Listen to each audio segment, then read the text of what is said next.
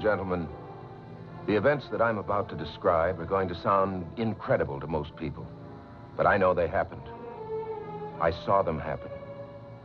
They happened to me. One night, not very long ago, my fiancée and I saw a meteor-like object flash through the sky and fall to Earth in the Arizona desert. I was the first one to go into the smoking pit where it landed. The only one to realize that this meteor was a spaceship. I looked into it. I alone knew that the beings it carried, formless, terrifying beings from outer space, planned to conquer the world. And so fiendishly, by entering into the bodies and minds of captured human beings. Wouldn't it be a fine trick if I weren't really John Putnam at all? But something from another world come here to give you a lot of false leads. What do you want? What are you doing? Let me see you as you really are.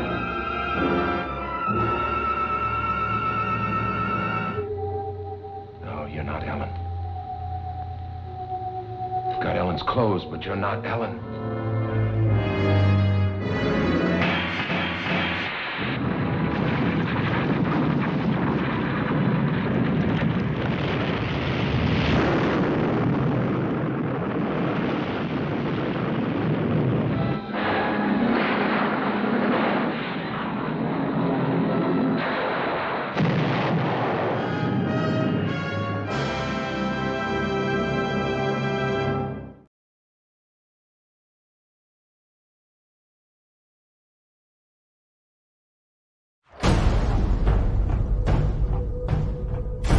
This isn't like any procedure that we've ever done before. Well, that's why I'm here, Doc.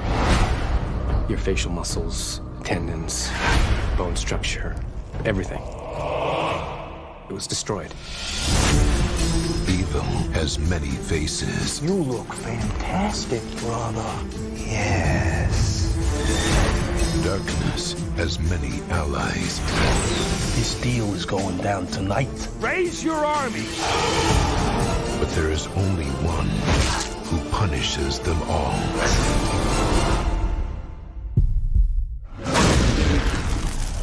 This is just the beginning. Welcome, welcome, welcome. Let's play a game. Gotta be with you, Frank. Sometimes I'd like to get my hands on God. FBI, drop your weapon! You're fighting a war.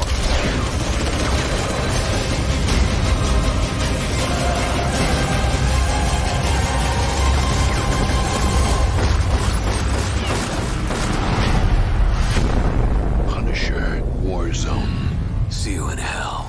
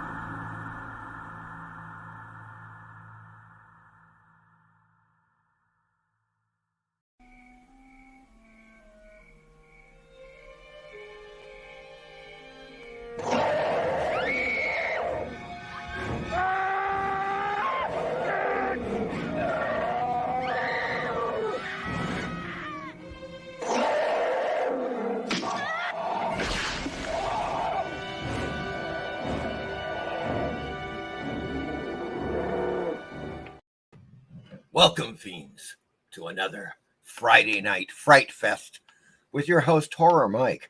And tonight's show is going to be one hell of an event. Let's just put it that way, folks. What you just saw, we began with a trailer for It Came From Outer Space, followed by The Punisher Warzone, starring the late, great Ray Stevenson. After that, a fantastic trailer for WULF and BATSY, created by none other than Bryan Baugh, who will be joining us very soon tonight, folks. We're going to be talking a lot of WULF and BATSY and all kinds of horror-related stuff. It's going to be a hell of a show. Get ready. Of course, the last thing you saw, as I always play, that fantastic sleeping bag scene from The Prophecy, directed by John Frankenheimer. That's what you just watched there. But in any case, a little news on the Splash of Horror front. I sold out of all my copies. Yay! That's what I'm saying right now. They're gone. I have none left, folks. The good news is that Gotham City Comics and Collectibles still has several issues. I don't know how long they're going to last, but that is the place right now to get a signed copy of Splash of Horror. Yes, folks, right there. Splash of Horror, my 64-page tribute to the great pre-code horror splash pages of the late 1940s, early 1950s. And let me just show you real quick because, well, that's what I want to do. That's really what I want to do right now, folks. Show you what happened. The aftermath, if you will. So, yeah, on eBay, those have sold out. On my website as well. Let's go there. Let's see here. Should be switching over. Yeah, what I've done here on the website is I have now put a link directly to Gotham City Comics and Collectibles. So if you click on that, it'll take you to Gotham City Comics and Collectibles. And I think the best way to go is that you contact Kevin, the man. Okay. If you didn't see the live show we did where Kevin was live at his store at Gotham City Comics and Collectibles in Mesa, Arizona, showing us the incredible stuff. I'm still wowing over some of that stuff, folks. Just insane from Gotham City. You gotta check it out. It's on the channel, so when you get a chance, I did a few clips from it, which I think turned out pretty well. But those clips just show a little bit of what he showed that night. Absolutely astounding from Gotham City. So in any case, he's the guy you want to contact. Gotham City Comics, Kevin, and get a copy, a signed copy of Splash of Horror. That is the place to get it now.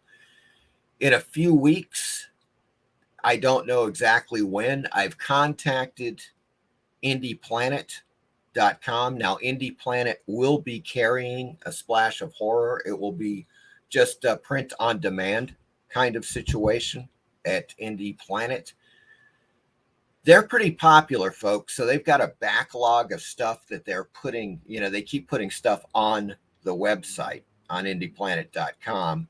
I contacted them. They're like, look, we've got a ton of stuff that we still need to put on there. So it's probably going to be like maybe 2 weeks until Splash of Horror is on indieplanet.com. That's the unfortunate thing. What else can I say? That's kind of like the way it's going. If you feel like contacting indieplanet.com, you can always go to the website and say, hey, where's that Splash of Horror? You know what I'm saying? Because, it's going to at least be a couple of weeks before they have it on the website. So just to let you know. on that. But there we go. All right, let's go quickly to the chat and see who is with us tonight. Michael Taylor is here. Hello, Michael Taylor. How are you doing? Joe is here. Hello, Joe. Good to see you. Easy Comic Reader is on the scene. Hello, Easy Comic Reader. Good to see you. FST George is here. Hello, FST George. Good to see you, my good man. PBR Street Gang is with us. Hello, PBR. Word to your mother. Okay, everybody's saying hi. It came from outer space. Great flick. Plus, it had the professor from Gilligan's Island in it. There you go. Well, close. Close. Russell Johnson is often confused with the other guy. I keep forgetting his name. The guy in It Came from Outer Space. You guys can help me out on that. Russell Johnson was the professor, if I'm not mistaken. Yeah, he was on Gilligan's Island. Yes. And I just can't right now. I just drew a blank on that guy. The guy from that movie, folks. Wolf and Batsy, yes. Oliver 656 is with us. Hello, Oliver. How are you doing? Great to see you, man. Kevin Hellon is here. Hello, Kevin. Great to see you. In the chat, my good man. Congratulations, Horror Mike. Thank you, Easy Comic Reader. Thank you, Michael Taylor. I appreciate that. Jacob Boranowski is here. Hello, Jacob. Great to see you, my good man. Excellent. All right. Well, folks, yes, that was a small victory for Splash of Horror, you know, I'm feeling great about it. Wait until you see what's happened with Wolf and Batsy. Okay, this is something extraordinary. And without further ado, I'm going to bring on our guest tonight, Bryan Baugh, the creator of Wolf and Batsy. Hello, Bryan. Hey there. How you doing? Good, good. How about you? Well, needless to say, I think you're probably doing really well. Yeah, doing pretty good. It's been a great couple of days here. We are about less than $400 away from having this campaign funded. That is incredible. That's literally in 2 days. Yeah, it's like in 2 days. I launched it, what was it? The night of the 7th. Was that Wednesday night? It was Wednesday night at 8 p.m. It's 8. Exactly. Yes. Yeah. So there you go. I mean, check this out, folks. We're going to go now to the GoFundMe or Fund My GoFundMe. Right. Fund My Comic page here. Okay, where are you? There we go. Check this out. All right. So it launched Wednesday night, folks, at 8 o'clock. Yep. And it is 89% funded with still 54 days to go. Gee, right. I wonder if you're going to make that, Bryan. Yeah, I hope so. Yeah, I think so. I think so, and much more. That's totally awesome. It took off like a rocket, I have to say. I really didn't know what to expect. I really... Well, you know, I don't know, man. You know, a lot of people love Wolf and Batsy, and you know, especially like, of course, when it was with Alterna, it picked up again, and people, you know, they were reading. Well, there were, I think, what was it, 9 issues? Yeah, on Alterna, right? And people got, you know, they got into it again because that's where I discovered it. Okay, yeah. You know, I did not, I was not aware of it before I got issue number 1 from Alterna. And I was like, what? What is this? Fantastic. And then, of course, eventually I learned that Wolf and Batsy has been around for over 20 years, correct? Yeah, I created the characters in December of 1999, the very tail end of 99. Yeah. God, and, so going on 25 years. Yeah, I mean, you know, working on it very gradually on the side of my day job and having a wife and then a baby and those kind of real life responsibilities. But I created about 4 trade paperbacks worth of material before Alterna came along, from about 2000 to 2017. That's kind of when I took a break. That's when my little girl was born, and took a few years off. And then 2021, Alterna got interested in picking it up, and they started releasing it as a series of an ongoing comic book series. Here, let me solo you. There you go. Yeah, there we go. Yeah, so Alterna started putting it out as a series of ongoing traditional comic books. And the first 6 issues are just reprinting the first trade paperback. We haven't even gotten into the 2nd, 3rd, and 4th trade paperback yet. But after this was issue 6 with the big eyeball monster. Yes. After that one, I started doing some original stories for the comic book series. This story was called The Gorilla Suit Maniac. That became a favorite of a lot of people. It was a story about a guy whose his big hero was Charles Gamora, the famous gorilla suit actor in all the old black and white movies. Of course. Yeah. So his dream was to go to Hollywood and become the next Charles Gamora, but when he got there, he just couldn't get a break, and personal failure and poverty drove him insane, and he became an axe murderer in a gorilla suit. So, that is such a classic. I love that cover too. That's one of my favorite covers. Yeah, it has everything. It's got all the elements. The whole story was kind of like a big mix of a bunch of things I'm obsessed with: gorilla suits, old movies, werewolves and vampires, and axe murder. Yeah, so, exactly. And then issue 8 started a new storyline called The Fall of the House of Zagzog, which is actually a sequel to the story that was in issues 3 through 6. It's a story that I actually started years ago and then put it on the shelf because a different story seemed a little more important, grabbed my attention. But then I thought, I want to finish that off because, now that we're doing this ongoing series, it falls right in place in the timeline. So yes. I did issue 8, which is The Fall of the House of Zagzog, chapter 1. And then issue 9 was The Fall of the House of Zagzog, chapter 2. And that's when a decision was made that Alterna and I were going our separate ways. Right. For a whole lot of silly reasons behind the scenes. Not worth going into, but the less I say, the better. It happens. It happens. Yeah, exactly. And look, obviously, I think people are digging what you're doing. The approach you're going pretty much on your own at this point. And, I'm going back to exactly what I was doing before Alterna came along. Yes. And so the crowdfunding campaign is for issues 10, 11, and 12.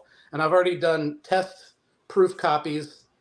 This is issue 10. This is what it'll look like. Check out that copy, folks. And something new to the self-published version now will be, I'm going to put the front cover artwork on the back, but without the titles. Right. So you'll have the virgin cover on the back. That's totally awesome. And this is issue 11. I have not got the proof for issue 12 back from the printer yet, but I'm absolutely confident based on these two that it's going to be great. The paper quality is great. I didn't use a thick cardstock cover. It's a thin cover that still feels like an old comic, and the size is basically they're a little bit taller than the Alterna issues by just a bit. You can barely tell. You can barely tell, but I love this printer. My buddy Josh Howard, who does T-Bird and Throttle, recommended this printer to me. And there's another guy named Tonic Mole who does his own indie comics, and he backed that up and said, yeah, he does all of his this way too. And they've just got great results. No, that's excellent. So I'm super happy with it. It fits right in the Mylar bag, and it looks great in the long box right with the other issues. And yeah, they're already 100% done, printer ready. Excellent. Yeah, I'm just waiting for the funding to do a decent sized print run. Oh, that's fantastic, man. And I'll show you one more thing. Okay. The campaign has been getting fulfilled so fast that it's already unlocked 3 out of the 4 stretch goals that I had planned. Oh, right. So I got a brand new 2024 WULF trading card. Nice, nice. I got a Batsy one. You have to bring that back a little bit. There we go. Yeah. She's doing a little cutesy Beauty. leg pose coming out of the Oh, coffin. yeah. Professor Von Zagzog, the arch enemy, there he is, Zagzog.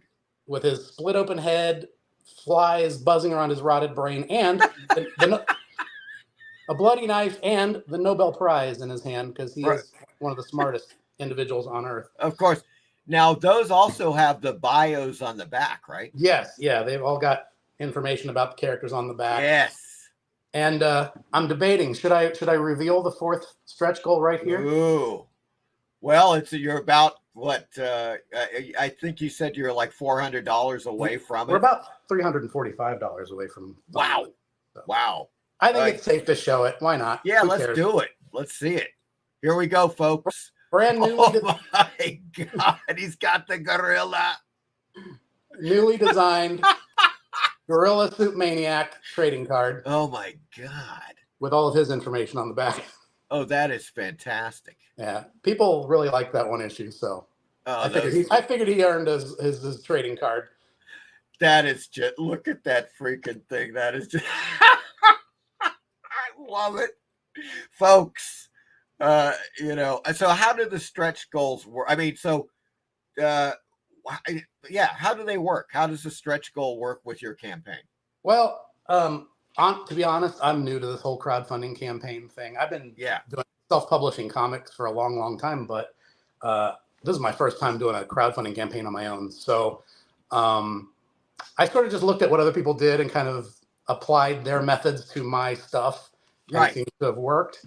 As far as stretch goals, I just made these 4 extra rewards that can be added onto the campaign as it reached each level. Checkpoint. Yeah. Right. Gotcha. I took the goal amount, divided it by 4. And that's a good idea. That's okay. I get you. And that's a good idea. That's a good way to go. So someone asked today, like, are these stretch goals like rewards that you'll just throw in for free with the order of the books?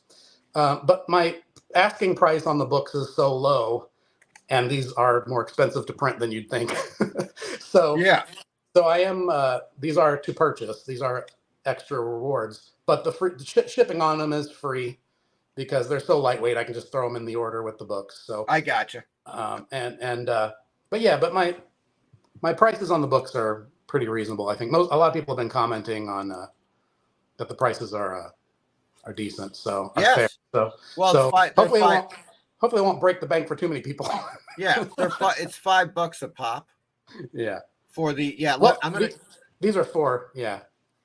I mean $5 a pop for the comics. Yeah, exactly. I'm gonna go ahead. Let's go back to the page here. Please do. Because let's scroll on down because here's what you can get, folks. This is the type of stuff. Now, for $3, you can get the digital format, all 3 comics for $3. Yeah. I mean, that's, for people that prefer digital, and I know there are some people that do, it is true. There's people that prefer both because they want to be able to read them different ways, different places, different times. So that is true. That is true as well. So you could get the digital 3 comics for $3, which is totally awesome. This is what I got. I got the 3 comics, of course, the physical comics, for $15. And folks, these are signed. Yeah. As well. So there you go. The next 3 issues of WULF and BATSY signed by Bryan. For Christ's sake, for $15. I mean, what do that's all I got to say about that. What you can't, there is no better deal. Let's just put it that way. That is just fantastic. And then, of course, you can get the whole series. Now, this is starting from issue number 1 in the Alterna line. Yep. Going through issues 1 through 9. And, of course, then the 3 new issues. That is 12 issues, folks, for $12 digital. Okay, that is fantastic. Then you could get the physical the entire series. Once again, 12 comic books for $40.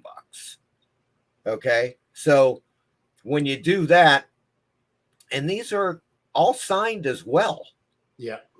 Amazingly enough, so you get 12 signed copies for $40, and that's coming out to, I believe, less than $3.50 a copy if you averaged it out.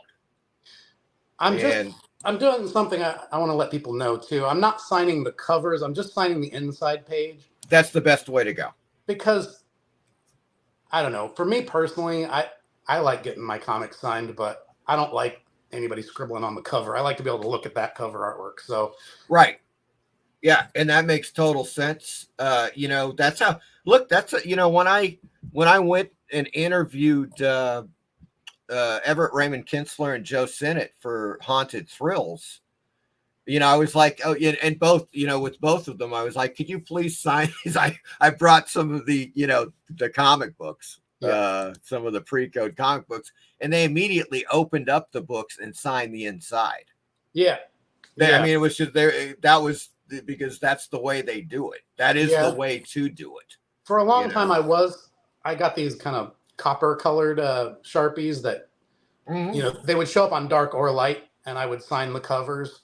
But it's my own fault. I cram my covers with so much stuff that it's hard to find a good place to sign a lot of them. So, that's another thing too. And as you say, it just starts interfering with the artwork. Yeah. I mean, if anybody really wants that, just email me and tell me. But otherwise, I'm going to just sign it on the inside front page, first page. Groovy. So that is a hell of a deal for anybody that has not by chance gotten any of the Alterna comics. You can get all 12 physical issues for $40. That's a fantastic deal on that. Then, here we go. Now we're starting. I'm starting to sweat a little. You can get issue number 7 blank variant sketch cover commission. Yes, that is, you heard that right, folks. Check it out. Issue number 7 blank variant sketch cover commission. Choose the subject matter. Wolf alone, Batsy alone, Wolf and Batsy together. If you have a specific idea for a cover image, email Bryan to discuss your request. $150, folks. I mean, if you've seen what Bryan does with these sketch covers, they're fantastic. We're going to look at one that's already sold out. It's on his big cartel site. Actually, I have some of my other ones here. You've got them. Holy Toledo. Okay. Wait until you see this, my good friends.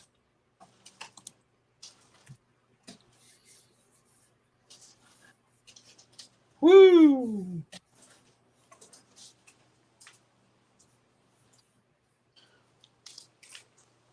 Okay, here's one.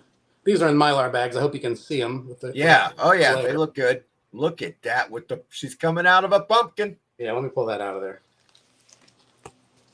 Oh my God. Yeah. And this is issue 7. It's the Gorilla Suit Maniac story.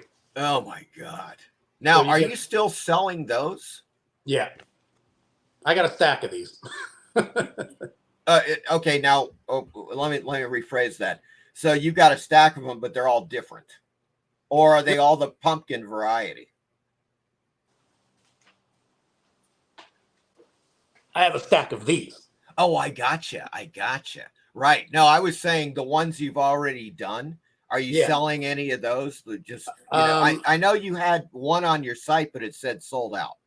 Yeah.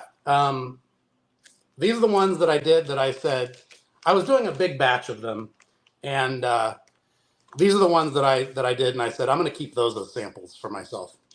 That's the one that the card was taken from. Oh yeah, right. Yeah, but these are just drawn the same way I draw my comics with ink brush and pens. Right.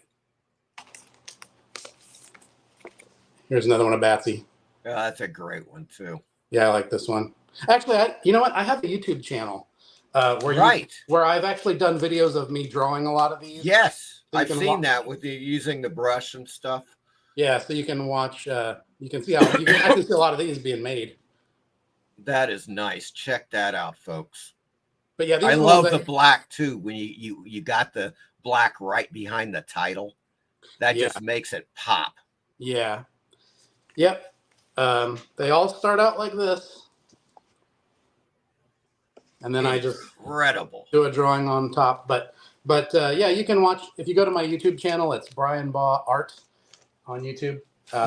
You can see me doing a lot of those. But those are the ones that I saved and set aside just for this purpose to use as samples, because I thought that'd be a good one to scan and use as an example of what you get if you order that reward level. Right. I am going to oh, there we go. Now I know it's in here. Where are you? Oh, there we go. I'm dropping this in the chat right now, folks. This is Bryan's YouTube channel.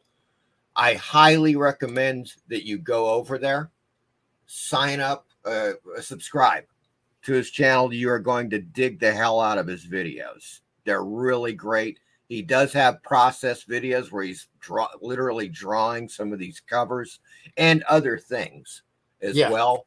He's got a great trailer. I showed the trailer at the beginning of the show to the new WULF and BATSY series. And of course, that is on his channel as well. So head on over and give him a subscribe, if you will. That'd be nice. And also, Eric is here. Hello, Eric. Eric Boyd is on the scene. He has also dropped Bryan's Big Cartel link. We're going to go over there real soon and check it out as well. But that is Bryan's Big Cartel. It's cryptologic.bigcartel.com on that. So we got that. Now let me go ahead and go back to the page here, and let's scroll down a little. Yeah, so that's your. There is one more. Yeah, there's one more too. This is like the greatest. It's the ultimate tier. Yeah. Let's just put it that way, folks. Get killed by WULF and BATSY. Yes, you heard that right. You can get killed by WULF and BATSY. 11 by 17, folks. Now that is like 11 by 17 is practically what a classic comic book page, like original art size is, right? It's actually, yeah, I mean, that's the size that I draw the actual comic book pages on. But okay. On a commission like this, the artwork will actually be bigger than a comic page, because on a comic page, I do a 1/2-inch border on the sides and a 1-inch border on top and a 1-inch border on the bottom to make it fit comic book dimensions. Right. But on this commission, it'll be a 1/2-inch border all the way around. So it actually would be a larger image. Okay. So yeah, so typically with a comic book page, you have an 11 by 17 sheet or Bristol board, whatever it is that you use. And so then you have 1 inch on the top, inch on the bottom margin, and then a 1/2 inch on either side. Yeah. Let me see if I Gotcha. got it. Okay. Of course, I'm probably going to end up spoiling something from a future comic. But I can show you one.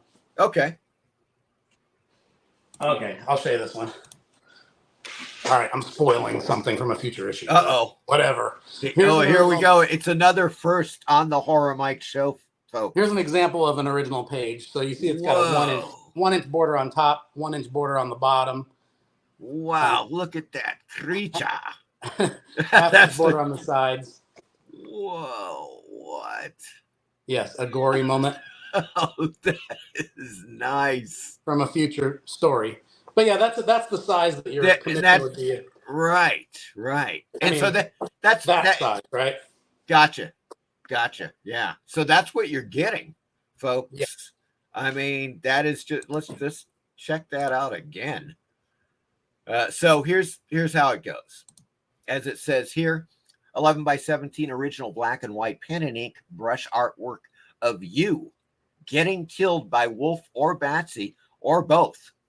Choose your fate with options for bloody, gory, or extra bloody and gory, folks. That's what I'm talking about right now. Let's see if I don't know if I can. Oh, if Oh, you it go is. Ooh. scroll down, and you'll see a larger version of that same image. Oh, I gotcha. All right. There, I think you passed it. There you go. There we go. Yeah, so that's what you're talking about right there. That is the yeah, it's a full page. You know, I mean, it's just amazing. The pen and ink, the brushwork is absolutely astounding. Oh, thanks. It really, I mean, you just, as a matter of fact, let me see something. Yeah, this is a little better. This is a little better. Here, hold on. Mm-hmm. I'm gonna drop this.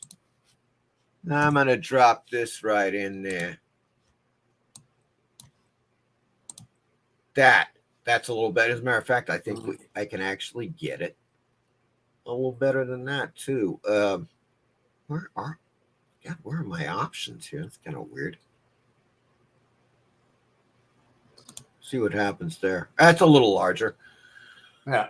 But the one thing about it, the one thing that you've got going that I always love about your work is, like, for instance, in that bottom panel where you got Wolf in the background and Batsy's in the foreground.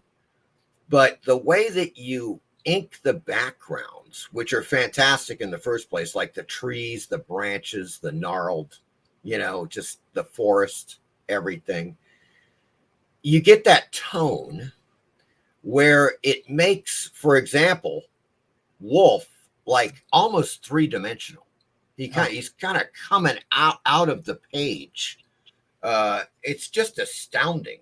That type of work. And like the stuff that you do, for example, with let's see here. Yeah. How should I put this? The texturing, like on wood, like the way that you draw the wood texturing and so forth on the walls and obviously on the coffin here. That stuff is just, it is freaking fantastic, man. Fun stuff to do. Yeah, God, man, I couldn't even. It's just another level, my good fiend. Let's see here. All right, so yeah, we've got a few things here. A couple of things, folks. Now, we have seen the covers. This is a little closer up.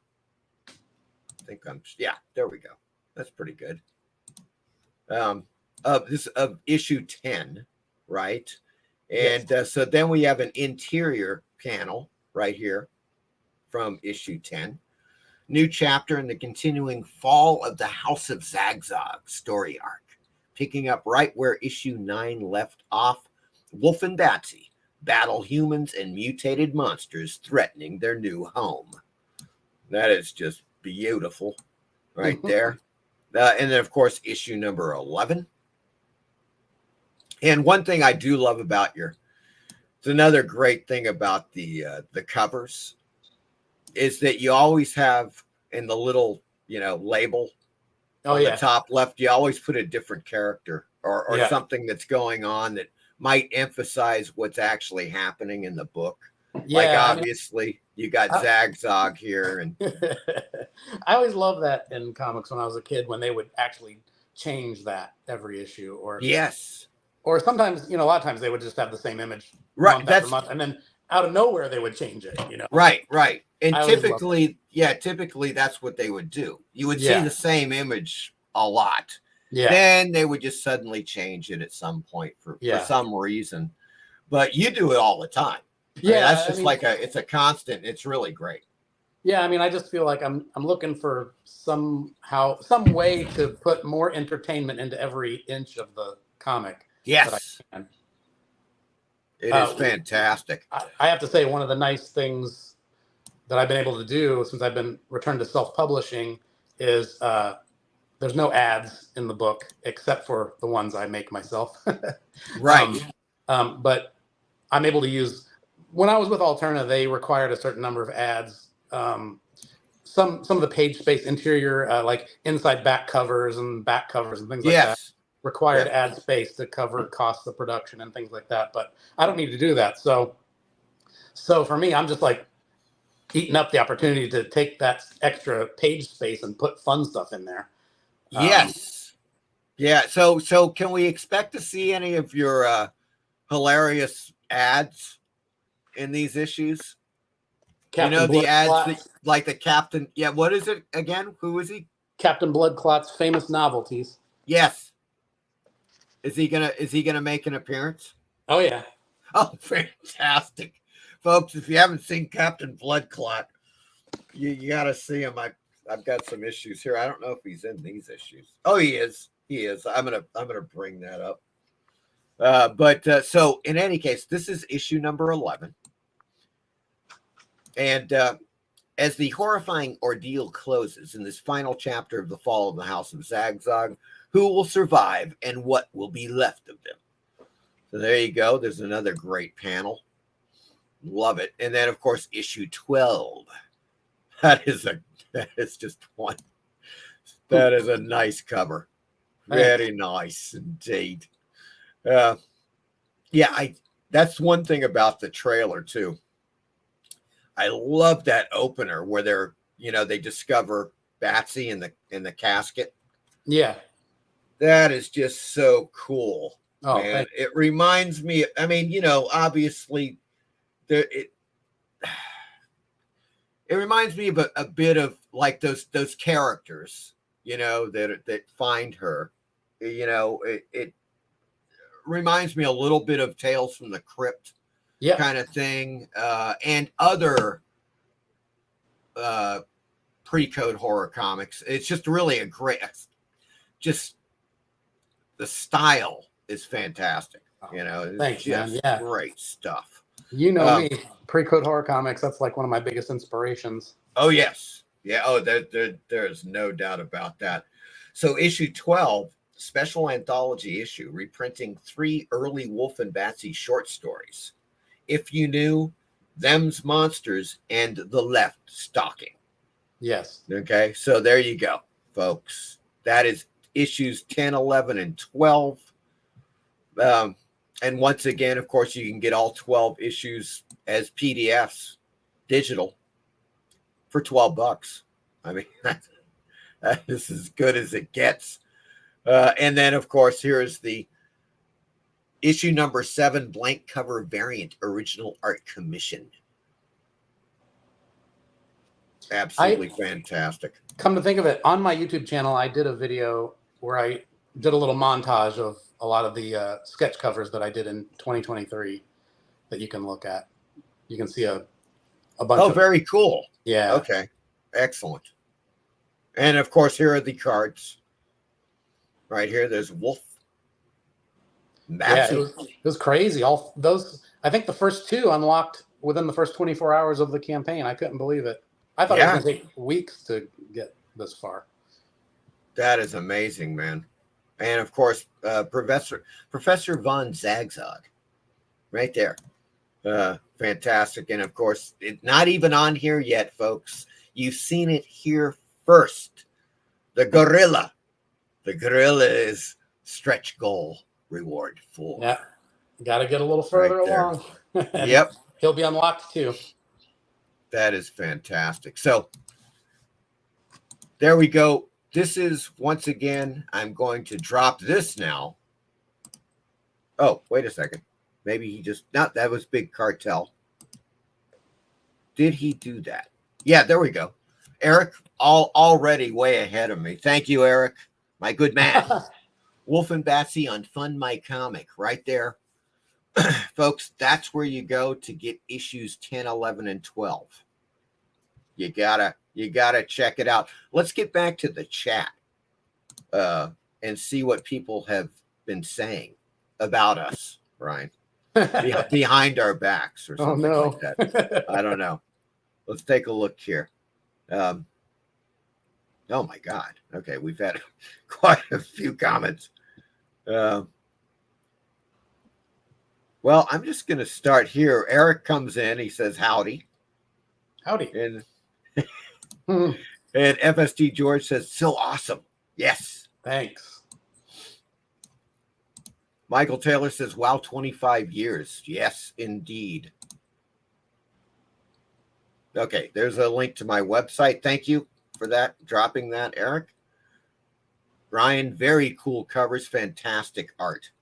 Thanks a million. Taylor? That's awesome. Bryan, we have a werewolf in the chat. Uh-oh. Wait a second. I didn't see Werewolf by Lunchtime. Is he in? Maybe, maybe not. Maybe as Werewolf by Lunchtime is in Australia. So okay. he's 13 hours ahead of us. Oh, wow. Okay. Yeah, I often ask him for stock tips in the future. Let's see. Eric says, howdy to everyone in the chat. I'm not sure who is still here, but thanks for watching the awesome horror Mike. Thank you, Eric. Michael Taylor says, Mike, I think you did a video on Wolf and Batsy a while back. Yeah, I actually did a couple of videos, and I believe I did some clips from the last live show that we did with Bryan, which was, like 10 months ago. Yeah. Something in that realm. I believe it was almost a year ago, yeah. Yeah, getting close to it, to a year. Time flies. Mm-hmm. No doubt about that. Very cool trading cards, yes. Easy Comic Reader says, yes, keep it old school inside the cover. That's it.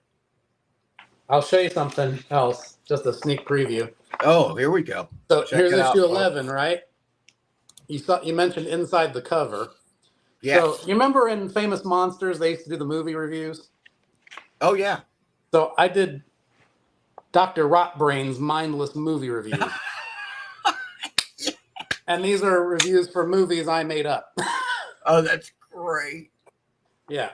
Oh, that's excellent, man. They're all kind of humorous, you know. Oh, that's fantastic. Just like, again, just packing every inch of the book with entertainment value. Oh, that is great. That is freaking great. Let's see here. Old school signing the inside of the comic. A lot of them would sign below the splash page. Yep. Yeah, that's true. That is below true. or on top. One of the other. Okay, there's the link to Bryan's Big Cartel page. We're going to check that out shortly here.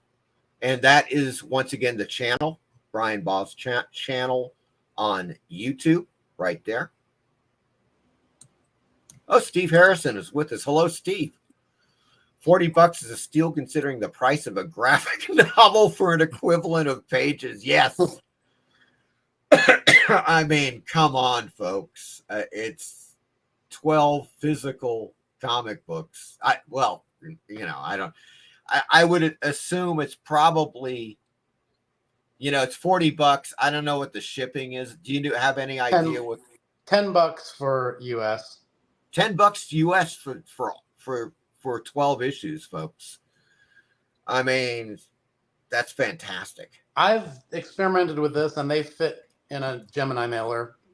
Oh, okay, gotcha. Yeah, that's shipping usually comes out to about that. So that is great. Michael Taylor just subscribed to Bryan. Thank you. Thanks a lot. What is the crowdfunding site Bryan is using? That is fundmycomic.com, Eric. You got to check it out. I dropped a link in the chat. Well, you did too. So you should know. I think you're already on that. Fund My Comic. There it is. Bryan, fantastic art page. Yes. Thanks, folks. You can get a custom right there. There are two ways. You could get a sketch cover from issue number 7, which is the Gorilla issue, which is great. Mm-hmm. Or an 11x17 of you getting killed horribly by Wolf and Batsy. That's, good Lord, folks. That's what I'm saying right now. And there is the link, once again, Wolf and Batsy on Fund My Comic, folks. Eric says, yes, I love the art. Yes, indeed. Thank you. Easy Comic Reader says, I just picked up the 3 issues, haven't missed one yet. Oh, thanks. Fantastic. Awesome. Excellent. Yeah, the detail on his art is fantastic. Yes, it is freaking stunning. I'm a little bit obsessive. I just can't stop. Eric says, great looking mini poster and bookmark set here on Brian's big cartel. Yes. Yes. That is, very limited number of those left. I only really had 5 of. I think I had 7 of them. No, I think I had 8 of them to start with that were just things I got made, and one of them was messed up. 2 of them I kept for myself, and the other 5 I put up for sale, and 2 of them have sold already. Wow. So yeah. Incredible. Well, we're going to take a look at that in just a second. Go ahead. Yeah. Gotham City Comics is here. Hello, Gotham City. How you doing? My good man. Great to see you. Now, folks, once again, Gotham City Comics is your connection for Splash of Horror signed copies. Okay? At this point, I have sold out of all mine. So Gotham City has got a limited supply. And, so mosey on over to Gotham City. That is batcavecomic.com. I forgot to say, congratulations for selling out. That's all those. Thank you, Brian. Yeah. If it is one of those things I kind of like. If I had known, I didn't know. I was like, well, maybe I'll sell a few issues. So, I should have from the get-go, I should have probably ordered at least 50 copies, like just, in one fell swoop. Yeah. I just didn't think, I was like, oh, this is kind of a novelty thing, but yeah, it turned out really well. It was kind of a weird thing too. This has happened to me before. I don't know if it's happened to you or if you sell on eBay at all, but so I've got it up on, it was up on eBay for at least a week, right? Those issues sold out as of yesterday, and that was it. Was kind of jockeying the amount that I had left between eBay and my own website, selling directly through my site. And yesterday they sold out completely from eBay, and I got one more sale on my website, and that was it, right? Wow. So they were gone. And the on eBay, though, the funniest thing was that I don't even know how to explain this. Okay, they were like selling really well. Then there was one issue left. One left, and it says on eBay, it's like last one. Yeah. There's only one left. And I'm like, oh, this is going to sell for 2 days. Nothing. Right. It was just, and then suddenly I'm looking at the amount of watchers. Yeah. Goes up from 8 to 16 watchers. Oh yeah. In 2 days. And I'm like, what are they? Okay. They're watching. What are they waiting for? Yeah. Buy the damn thing. Right. I mean, no, it was just a weird, and it's happened to me before, like with movies that I sold on there. I'm down to the last one, and then it's like for a couple of days, it's just sitting there, and more people are watching it. More and more people are watching, but nobody's buying it. And I'm just like, okay, what is the deal? Maybe it's like they're waiting for payday or something, or I guess. Yeah, that could be. Or maybe they're just trying to torment me. You're going to get it on Indie Planet, right? It is. It's going to be on Indie Planet. Like, I'm suspecting at this point within the next 2 weeks. I don't know how it's worked with you. I know that you've got something on Indie. You've got at least one. You got 4. Yeah. On Indie Planet. Those are the big volumes. At the beginning, I was talking about the 4 trade paperbacks that I did before I got picked up by Alterna. I did them all through Kablam. They're all for sale on Indie Planet, and they're all there. Yeah, and they still sell every once in a while. The links are still there, and it's print on demand. So people place an order, they print one up and ship it out to the customer. Right, exactly. It's great. Yeah. That is like, I'm like, man, that is absolutely the way to go. obviously there's something people, and that's why I got issues in the first place. I wasn't going to wait for Indie Planet to get, as of right now, it's still not up on the store. I don't know how long it took for yours to get up there. It was a long time ago. I don't remember, honestly. Right. Yeah. I contacted them and I was like, well, how long do you think it'll be before it gets up there? And she was like, man, we are backlogged. It is insane. The amount of artists doing comic books and selling on Indie Planet. Yeah. Wow. Yeah. I'm just that's my problem with it is you can get lost in the shuffle. There's so much stuff on there. Right. Yeah. Yeah, that is true. But if you said you were going to make a second volume, right? Mm-hmm. If you keep making volumes, that's going to sell the other volumes, Exactly. Yeah. And I think with the next volume, it'll be like June, sometime in June for the summer issue. I think it's gonna be a triannual thing. That's when I'm doing a new thing, Brian. It's called triannual publications. Yes, not quite quarterly, right, and not biannual, but triannual. Yes. Right. So I'll have a June issue, and then of course October issue. Yes. And I think you're right. It'll, as it goes along, people will hope. I just saw this, Brian. Now, a couple of days ago, Gotham City, we did the live. Well, as a matter of fact, it was last Friday. I think I saw that one. Yeah. Oh, yeah, right. Or at least clips. I know you've seen a couple of clips from it with the incredible Jack Davis Frankenstein. Holy Toledo. I am an obsessive action figure collector, and my favorites are, of course, monsters. Yeah. And I saw that, and I was just like, my mouth was watering. I wanted one so bad.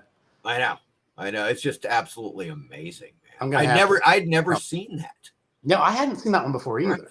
Matter of fact, that was the amazing thing with Gotham City, is like his store is kind of like a museum. Yeah. If you watch the entire live show, you'll see what I'm talking. I was like, during the live show, I'm watching, as he's walking around, he's showing all the stuff. And you just hear me like in the background going, wow. Yeah. Wow. Yeah. Whoa. That's all I could say. That's something I feel like I want to do with my YouTube channel too, is do a few videos of reviewing monster figures, because I've got a pretty decent collection. Oh, that would be fantastic. I know people like those kind of videos, and I sure like them. So check it out. Been thinking Gotham about doing City that. says we have 4 left. Oh yeah, 4 of the 10. The green ones? No. This is Splash of Horror. Oh, sorry. He's got only 4 issues left of Splash of Horror. I thought he was talking about the Jack Davis figure. Holy Toledo! Last Friday he had 10. So, folks, I don't know what to tell you, but there's 4 left. So if anybody who's thinking about getting a signed copy of Splash of Horror, you might want to act now. Yeah, because if that's any indication, they're not going to last. I can't even believe that. Then I talked to somebody else who is friends with a rather large comic book shop in another town, and he's talking with them about carrying some issues as well.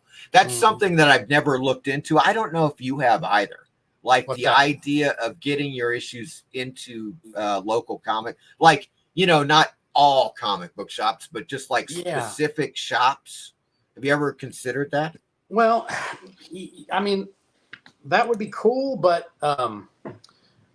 I've heard so many stories about how difficult that is and how it isn't really worth the trouble. It's almost better to just sell online. Strangely enough, the comic book store that I used to shop at when I was like 14, all through my teenage years, is still here in my hometown in Ohio. But they're not carrying current comics anymore. They're mostly a back issue store and lots of cool old magazines and pulp stuff and things like that. Oh, that's nice. Great stuff as far as collectibles, but Yeah. not carrying current comics. So I haven't even brought it up to him yet, but I've thought about it. Yeah. I mean, it is one of those things you can, with people that are receptive to it, that will, give you, at least when people go into the store and they look at the indie comic rack. Yeah. You're visible. Yeah. They see it. And that's what counts. Like, for instance, with Splash of Horror at Gotham City, he's got a section, Ryan, devoted to pre-code horror comic reprints. Nice. It's like a section in his store. I don't know of anybody else that's got a section devoted to he's got the PS art books, all the various the reprints, and on the counter there's Splash of Horror. Nice. Right there, and he also, I don't know if it's still there, but he put a copy. He's got a life-size Crypt Keeper. Did you see that? Yes, I did see that. Tales from the Crypt, and he put the Splash of Horror. He's like, a Crypt Keeper has got it. He's holding the Splash of Horror. That was really cool. I'd be open to doing that with a store if I don't know. It's weird. I haven't, I've had Wolf and Batsy published by different small publishers over the years. And I've had that experience of going into a store and seeing it on the shelf, which is really a thrill. Yes. But I've had such good sales online that part of me kind of goes, why would I want to split the profits with anyone? Yeah. The selfish part of me. But also it is a good way to reach more people too. So it's a good way to reach more people. And also, there is I don't know how else to say it.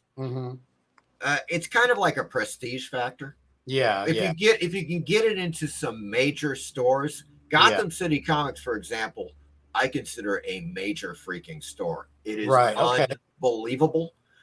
I haven't really seen anything like it. I plan on, before I die, plan on going there. It's in Mesa, Arizona. Okay. Well, if they're interested, if they're interested in Wolf and Batsy, get in touch. We'll figure something out. Groovy. That could be something. The real stumbling block is Diamond distribution. There's a lot of stores that won't even carry comics unless they're distributed through Diamond. I heard so many horror stories about trying to do that from my previous publisher that it kind of put me off of the idea. Wow. So does Diamond have like goons that come into stores and they rough people up? They're like, hey, this comic isn't distributed through us. Let's take him into the back room, Joey. Show him what's what.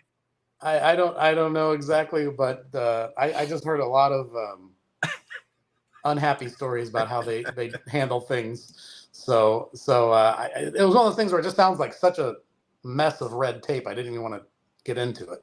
You know what I mean? It kind of discouraging. So I haven't really tackled that idea yet. But again, I'm just hopping back into self-publishing again after being out of it since basically 2017.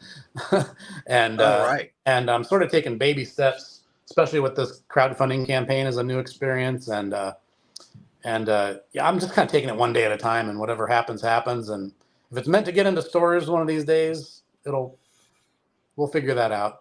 Yeah. Right now, I'm overwhelmed enough as it is with this thing. I'd never done a crowdfunding campaign by myself before, so figuring out how that runs. Yes, here's the thing, Brian. Yeah. Okay. Yeah, and it's all well and good. Like, okay, obviously, well, in the last couple of weeks, I sold 40 copies of Splash of Horror. I had to send all of those out. Yep. At the end of that, I was like, whew. Yeah. Okay. And that was just 40. Right. Okay. And that was like, I mean, it could have easily been more, but the thing is that is like, that's I don't know, obviously creating the comic book, that's, you got to have that. And that's the real, that's the work.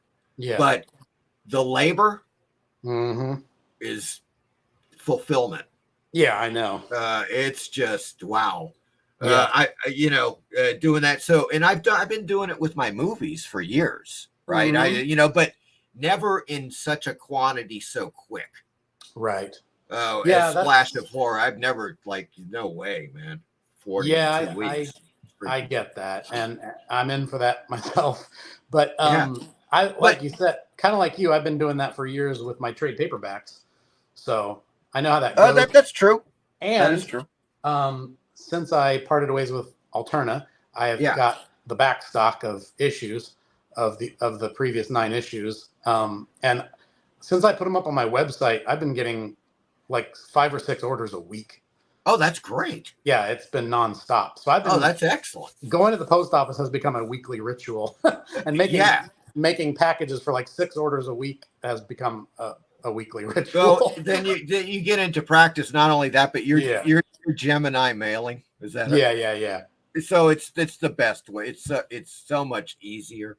Yeah. I mean, the way that I basically, I mean, I have got like boxes loaded with like Gemini mailers and bubble pack, the classic, everything, just a variety of different things. So I've just been going through and using all those things. So it really depends. But the Gemini mailers are so quick. Yeah. That is the great thing. It's just like put them in, close it, tape it. Yeah. It's out, and from doing these sales of just the back issues, even before my crowdfunding campaign, I kind of got into a routine of the quickest way to, sign the issue, get it in a Mylar bag, tape, get in another plastic bag for protection, get it in the Gemini mailer. Yes. Slap the label down, tape it down, all that. I kind of figured out a routine of how to do that kind of quick. So I know it's going to be a lot when this campaign is over, but man, that's all right. I'm raring to go. Yeah, exactly. Once you get into the rhythm of it, it's and I think that I don't know when they created Gemini mailers. It's a relatively new phenomenon. Yeah, I know that. I don't remember seeing them until about 5 years ago. Maybe 5 years ago. And that just changed the whole thing right there, man. It's just like it's just another ball game right there with Gemini mailers. Eric says it has been great being here. Continued success for you, Horror Mike and Bryan Baugh. Everyone have a great Friday and weekend. Thank you, Eric. Yes, thank you so much. I'm going to refresh here and see if I got any progress. Oh, we had a little bit of progress. We're 91% funded now. 91%. Woo! Yeah. Had a few more in there. Yes. That is fantastic. We're close. Yeah, that is free. Absolutely. In 2 days. Yeah. Just incredible. Absolutely incredible, man. Okay, let's take a look. I want to go over to the Big Cartel site. There we go. Here we go. Check it out, folks. Now, these are all the issues. As you can see, the issues of Alterna comics that Bryan is selling. And these are now, I believe on the site here, they're $3 a pop. Am I correct? Yeah, they are signed. They're signed and they're $3 each. Yeah. Right. Okay. That is fantastic. And then, as Eric was mentioning, there is this. Let's see if we can. There. I think that. That's it. He was mentioning this. This is the WULF and BATSY mini poster and bookmark set. Yeah, folks, you got the Wolf. Oh, go ahead. Yeah, I was just going to say. Yeah, I was just going to explain. These are this is some merch that was actually created when it was with Alterna. Oh, okay. And they sent me a bunch of extras. So I thought, why not give them to the people who want them? That's great. I got a set for myself, and I thought other people might like to have them. So get a second chance on those because they're not available anymore. Right, and there's only 4 available. It says only 4 sets available on here, so that's limited. Yeah, folks, right there. That is the mini poster, and of course the WULF bookmark and Batsy bookmark, along with the mini poster here on that. And then this is just an example. It's sold out. Yes. But it's such a great. That is freaking awesome. So it's, of course, once again for issue number 7. It's a great issue. And so that's the kind of thing you can expect. If you have Bryan do a blank sketch cover, Wolf and Batsy issue number 7, it's, you can't lose, folks. Absolutely fantastic. This one, as I just said, it's already sold out.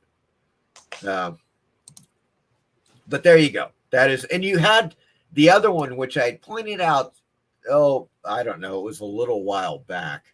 That was there was a more adult oriented one. Right? Oh yeah. Right here.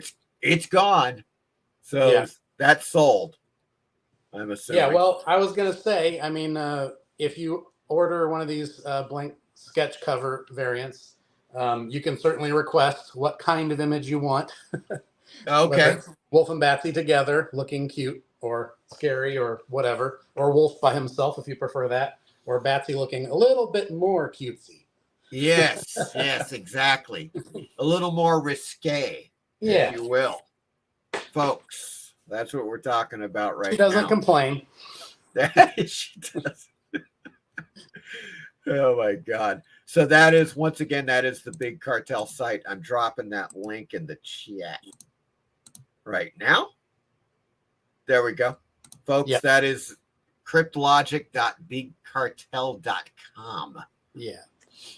So you can order the 9 issues there on my website, or you can get all 12 together on the campaign. Yes, precisely. FST George says more Wolf and Batsy merch is always a good thing. Yeah, yes. I it's one of those tricky things where I would love to make more. It's all very expensive to make, and it's really tricky to balance the cost of production versus a reasonable price tag. You know what I'm saying? Right. Yes. Because you want to cover your expenses, but you also want to have a little bit of profit for yourself so you can do more. Sure. But it's so cost of materials, I guess, or something. But it's the margin is so narrow now. For like these things, I was saying they're more expensive. They're more expensive to print than you'd think, but I don't want to charge too much because I want to be fair to the customer too. Yeah. So it gets tricky with merch. Yeah. But I definitely want to do more stuff like that. Got some ideas, but again, first time doing a campaign by myself, I had no idea how it was going to go. So baby steps. Right. Exactly. But as I've been telling people, future plans will depend on the success of this, and it seems to be going pretty well. So I'm optimistic. Excellent. Excellent. John's long box is here. Hey, John. He says, I love Wolf and Batsy. Indeed. Best deal in crowdfunding. Right there, folks. John's a friend. He's a great guy. Big cheerleader for Wolf and Batsy from the start. Excellent. Excellent. Okay. So we've done, let me just check my links here, see where we're at. Okay, that is, I think this is, yeah, that's right. We did that. Okay. Groovy. Was there anything else you wanted to cover at this point, Bryan? Because there's just a couple little things, side things I wanted to show you. Go right ahead. Okay. I think we've covered the campaign. I think people get the idea. So. Yes. Sure. Okay. Once again, yeah. You know what I'm going to do real quick here? I'm going to drop the link once again for people that have just joined us, because I think a few people have. Folks, that is the link to Fund My Comic, the campaign for Wolf and Batsy, issues 10, 11, and 12. Check it out. It's on, you can see it right now. This is the page. And absolutely astounding. Oh, see that? I think I just kind of. Oh yeah, there it is, folks. As we during the show, it's gone up to 91%. Yep. In 2 days. That's 48 hours. 91%. I'm amazed and overwhelmed by everyone's support. It's absolutely. I had no idea what was going to happen. Honestly, I didn't know if this thing was going to fall flat on its face or. Well, yeah, it did. I at least thought it would be a struggle to get this far. You know, I thought it would take a few weeks. I didn't expect this kind of. Well, I think it's just the fact that especially now. And going through, with the issues that came out on Alterna and so forth, you once again grew yet a new audience. Yeah. And people love it. There ain't no doubt about that, man. It's really quite astounding. I mean, yeah, it is amazing. I mean, in 2 days, in 48 hours to do that. Like I've seen like other, people that have been doing this, for years now with the crowdfunding not do this well. Let me put it that way. I mean, and they're good pro artists, pushing their books, you're doing really, really well, Bryan. It's amazing. Thanks. And then thank the readers. Yes. Thanks to the readers, because it's them who's supporting it. And you got 53 days. 53 days to go, folks. I mean, all I did was make a trailer and throw some artwork up there. I mean, that's fantastic. It's the readers who made this happen. Yeah, and just for people that have joined us, once again, real quick, there are various contribution tiers here. You can, for $3, you can get all 3 of the new issues digitally, digital PDF. You can get the physical 3 issues for $15. This is what I got. That was just a no-brainer right there. You got to get the 3 physical issues. I mean, look, some people, we were talking about this before. Some prefer the physical copies. Some like digital. Some like both. So you may want to get the combo. Here's all 12 issues, digital PDF format for $12.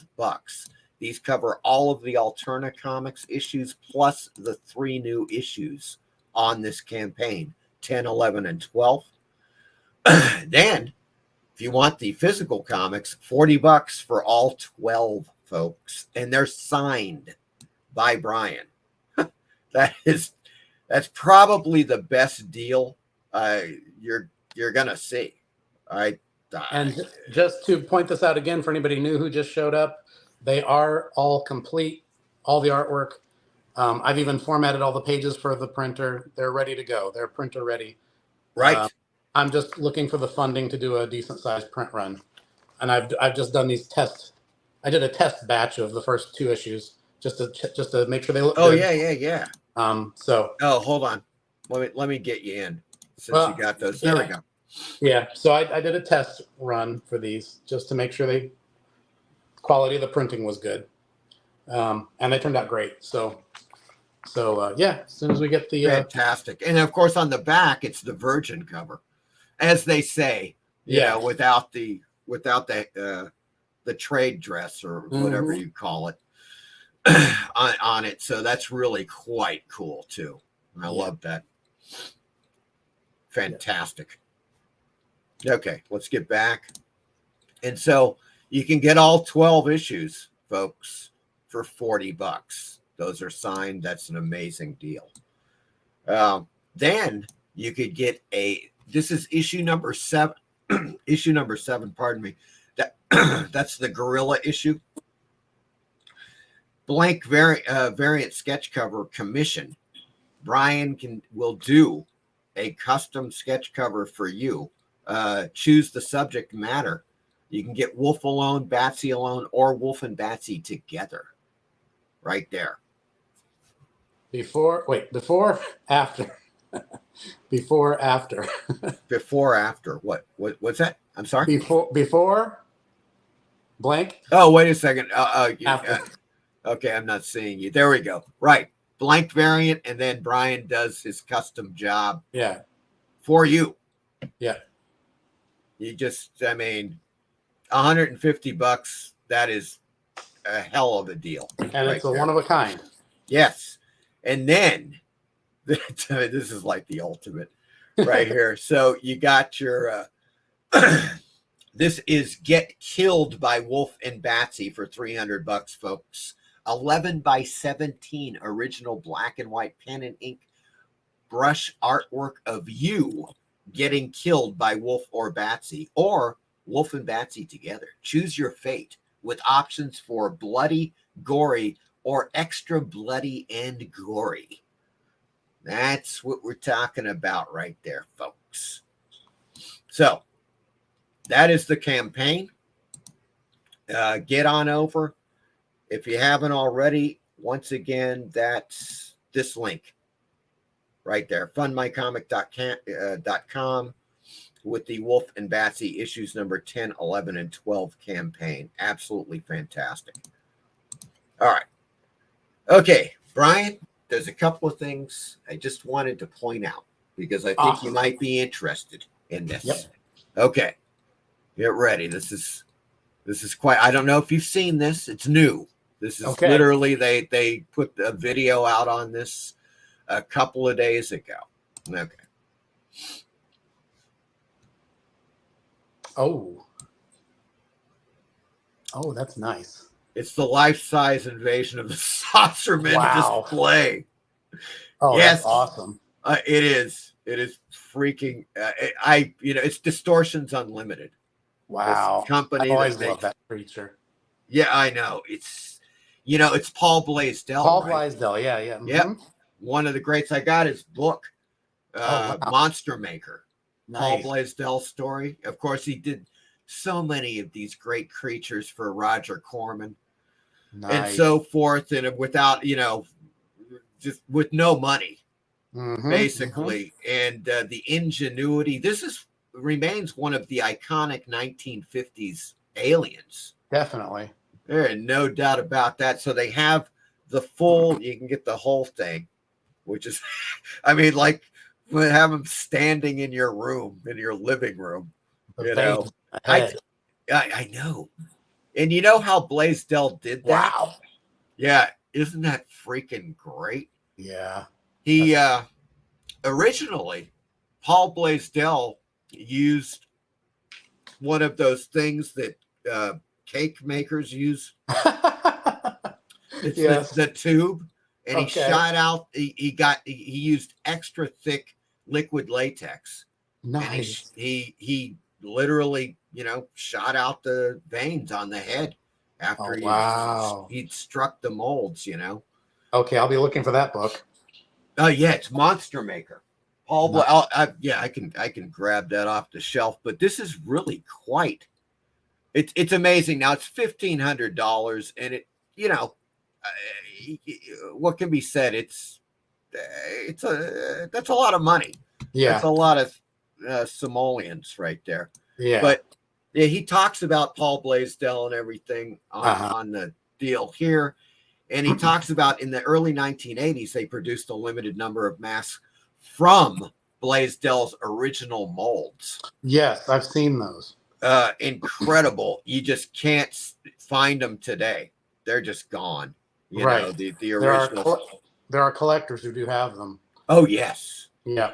Yes, indeed. So what happened, he talks more about it here. Yeah, Jordu Shell, who's just an incredible sculptor. He sculpted the hands because they did not have the original, hands.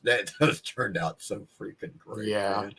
And so what happened is I saw this and I was like, okay, this is great. It's a great. It's posable? Apparently. Yeah. Wow. Yeah, you can move the arms up and down. Oh. So that's totally cool. That is awesome. I love the color on it too. Yeah. And they have the green and they have the brown. Now, originally it was brown like this. Yeah. Mm-hmm. That's how it was made. It was, of course, black and white film. So the masks you're referring to, the Halloween mask versions, are this color. Yes. And come to think of it, you can see the original mask in color in the movie How to Make a Monster. Yes. You're absolutely right. It's on the wall. It's on the wall. Right. Yeah, there's a whole bunch of Blaisdell monsters are in the background, and they're like Easter eggs in that movie. Yes. Yes. And so what I did immediately, because they sell the head too. You can just get the head alone. Just the head? Yeah. And how much is that? Let's see. I want the green one though. Yeah. They do have the green. Yeah. So it weighs 20. It's 4.5 feet tall. It weighs 26 pounds, which is definitely. Oh, I see. You can switch it over based on your thing. Let's see here. Let's take a look. I know they've got it. The head. Yeah, there we go. The head is $950. That's the big thing because it's got the collar. Oh wow! They did the whole deal with it. That's not that much less. Might as well just get the whole thing. Really, for another $500? Yeah, why not? I would just get the whole thing and put it in my living room. Yeah, for guests. Yeah, definitely. Guests coming over, they're going to be hanging out with the saucer men. Because the hands are amazing. I mean, those are worth at least $250. They are absolutely incredible, man. And that's what I was thinking too. I was like, if you were going to get hands that look, you would be paying like $300 for a pair. Mm-hmm. Probably, I would say, and the head would have to be, I don't know, like $600 to $1,000 somewhere in there because of the nature of it. It's not just like a typical mask. This thing is huge. And the other thing too I love is a lot of the recent high-end collectible figures are doing this nowadays too, where they put the resin on the eyes so they're glistening and they look wet.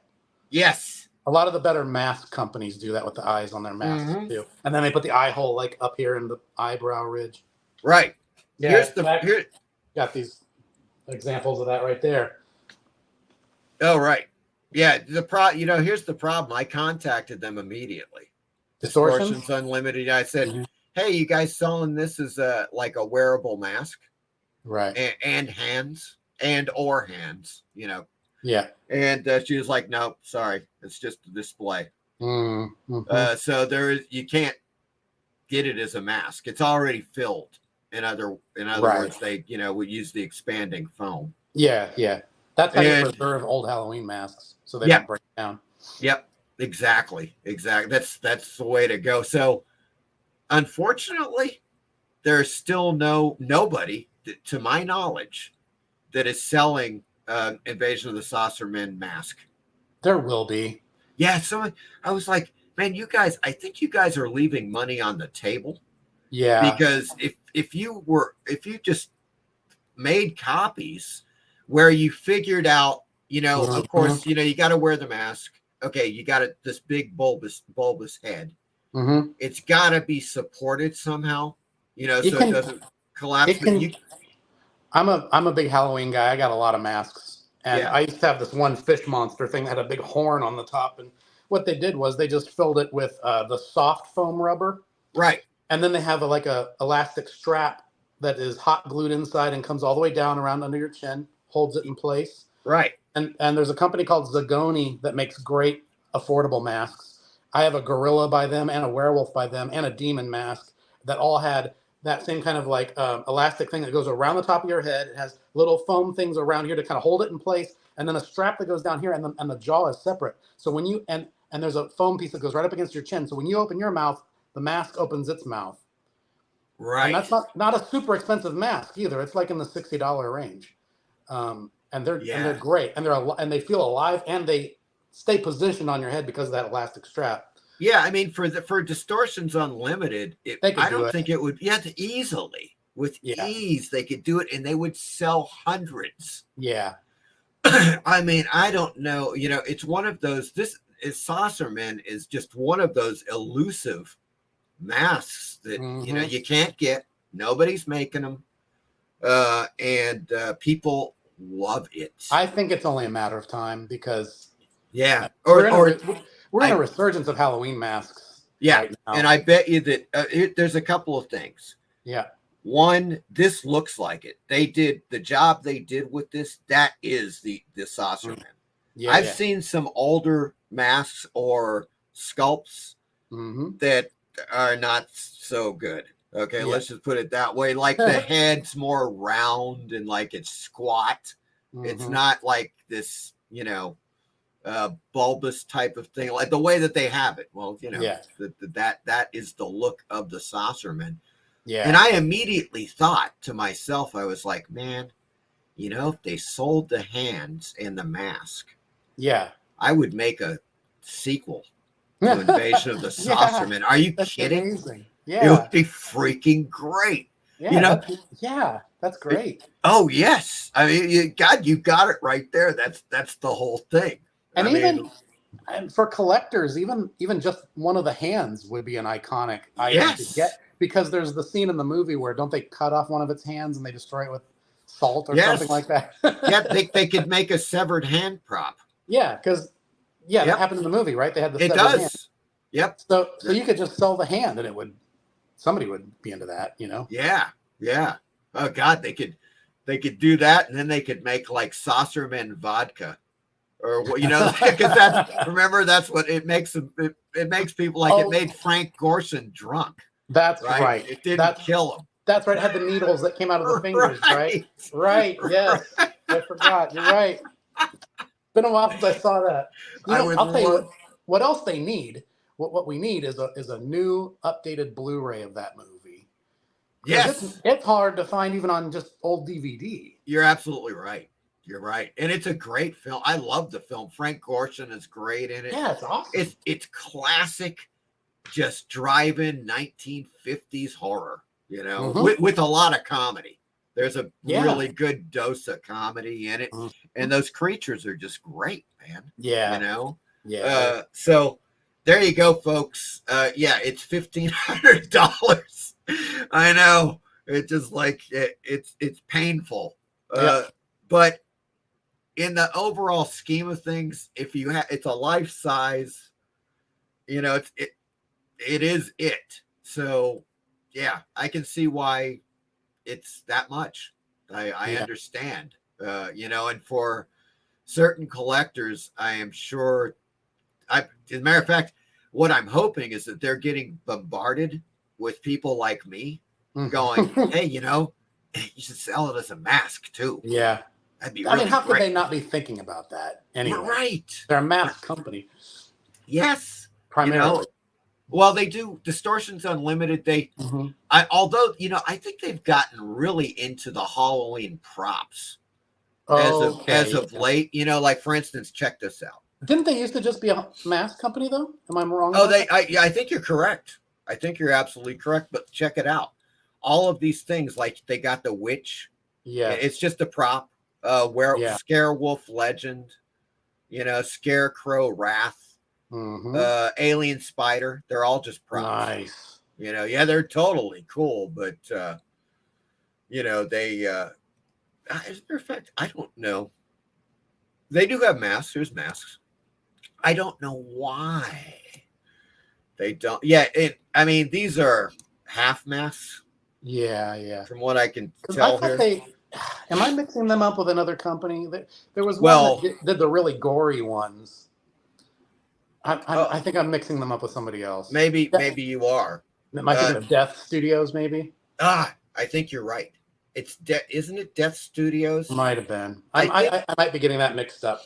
I think Death Studios are also the guys that did that really great.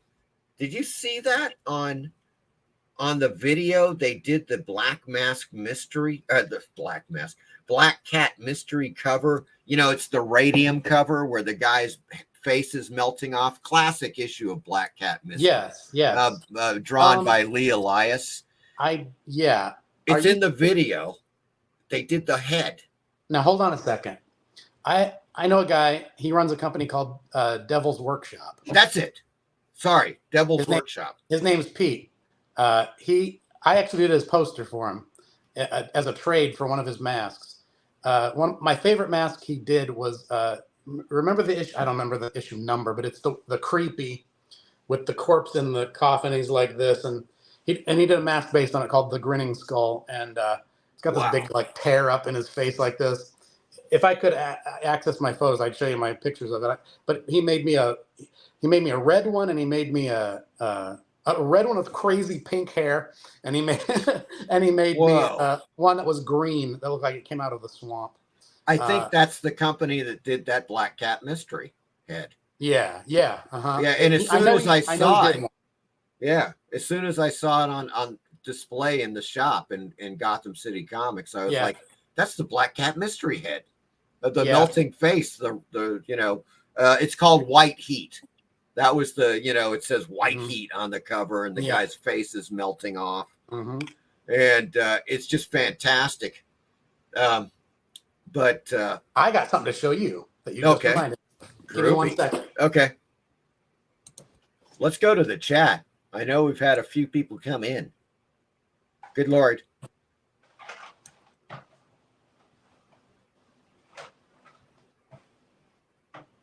Yes. John says all issues, 12 issues for $40. Best deal. It is the best deal, John. Signed. Incredible. Can't believe I didn't think to show you this when you showed the trailer. Yep. No. Oh, here we go. Check this out. Oh, those. Yeah, I've seen this is the Super 7, right? Yeah. Yes. Action figures based on pre-code horror comic covers. Yes. That one. Yeah. But these two are my favorites, though. This one. Yeah. And this one. I love this one. Yeah, that's the Matt Fox. Yeah. Chilling Tales cover. Look at that. Creature. Yeah, he looks good. That one I like, and I like the Spaceman. Yes.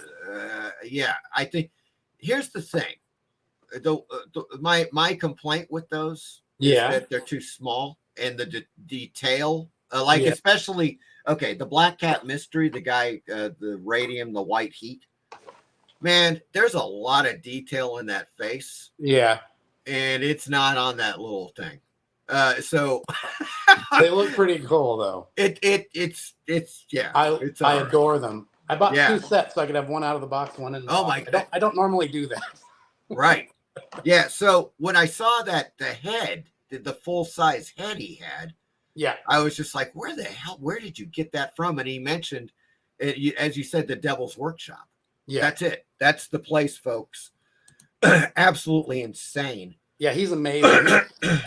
What I love about him, not only is he a great sculptor, and not only does he do things like that where he makes masks based on weird, obscure horror things, but he uses the craziest color combinations that are just fantastic. I mean, he'll do crazy things that you wouldn't expect, like a rich green face and bright pink hair that's almost fluorescent.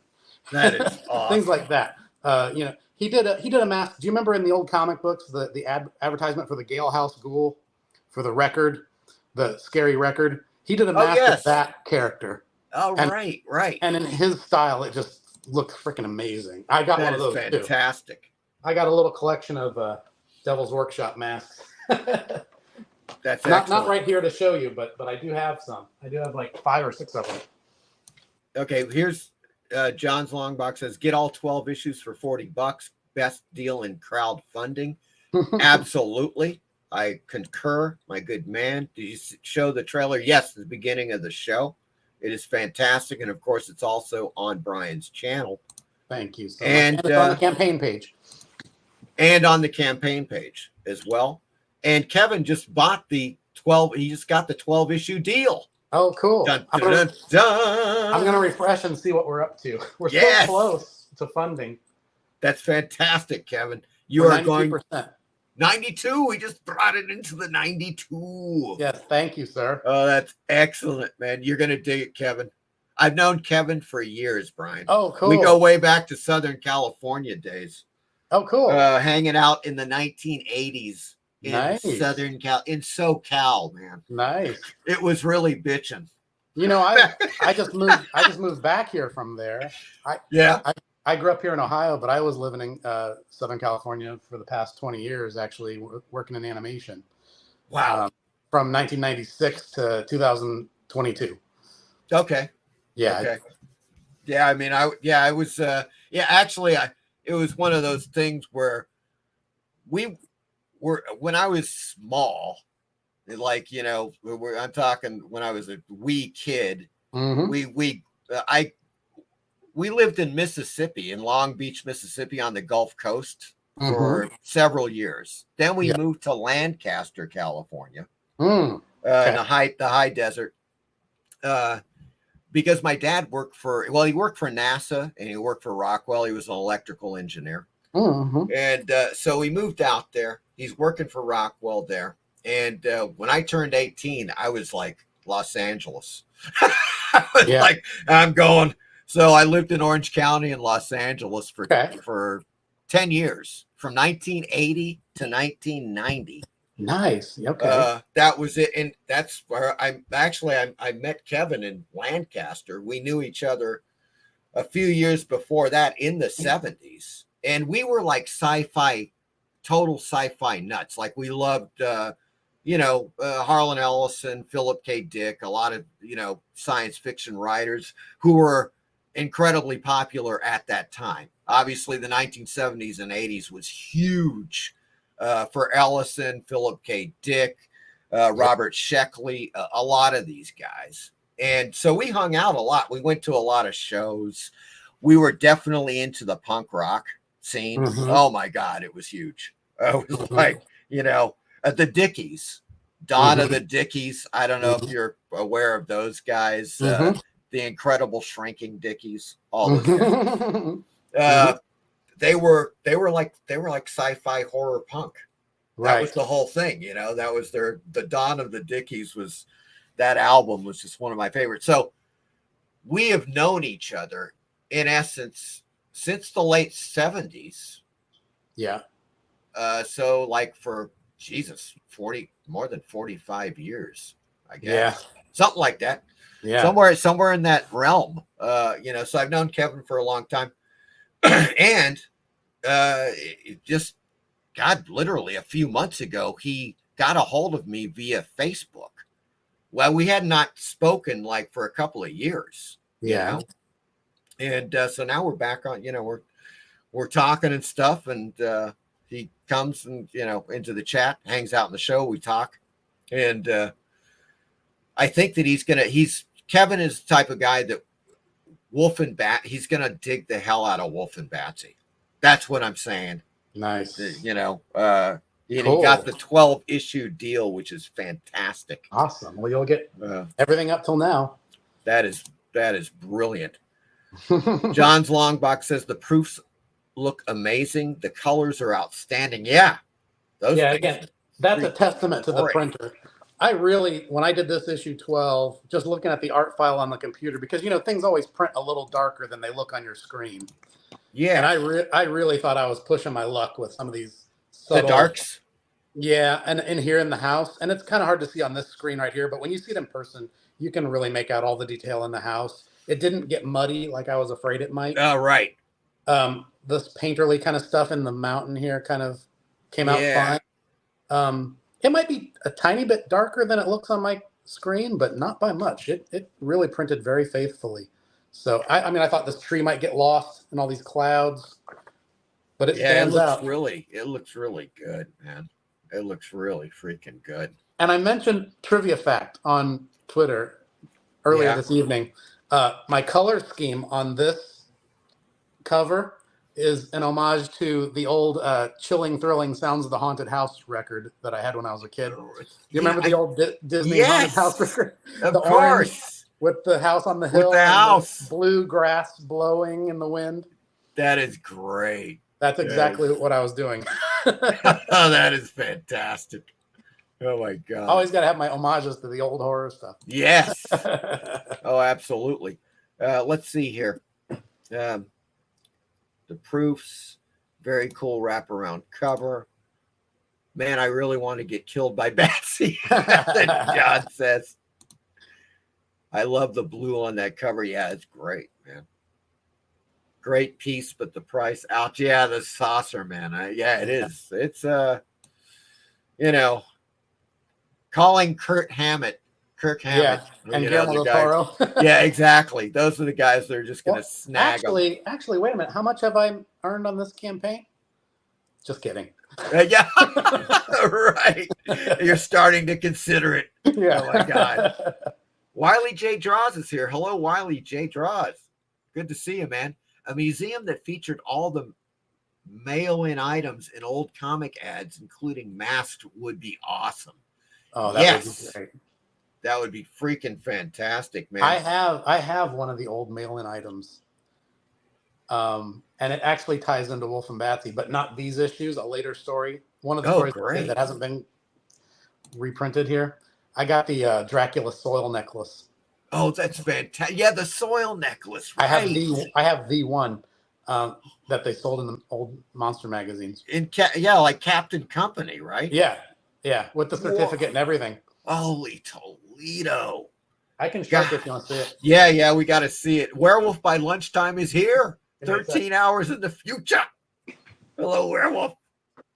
How you doing, man? Okay, we're gonna check this out, folks. Now, do you guys remember this? I remember it. Matter of fact, God, I can see the ad still right now. This was the necklace with the quote unquote authentic dirt.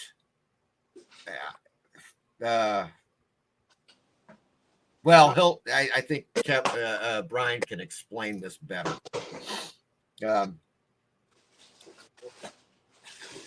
it's not where I thought it was. Oh, okay. Never mind. Sorry. Yeah, okay, that's cool. I can't find that's it. Cool. But it was okay. So I just saw it the other day. Yeah, kind of describe it. It's the necklace, and it's got it looks like a. Does it look like a coffin? Yeah, it's a little coffin full of dirt. Probably just coffee grounds. And they say the dirt is from. They claim it's actual soil from Transylvania, from the grounds of Castle Dracula. Right, from the grounds of you can't prove it isn't. It wouldn't. Look, man, somebody could have shipped them 10 pounds of dirt. Sure. I mean, easy, and or as you say, coffee grounds. Yeah. It's possible.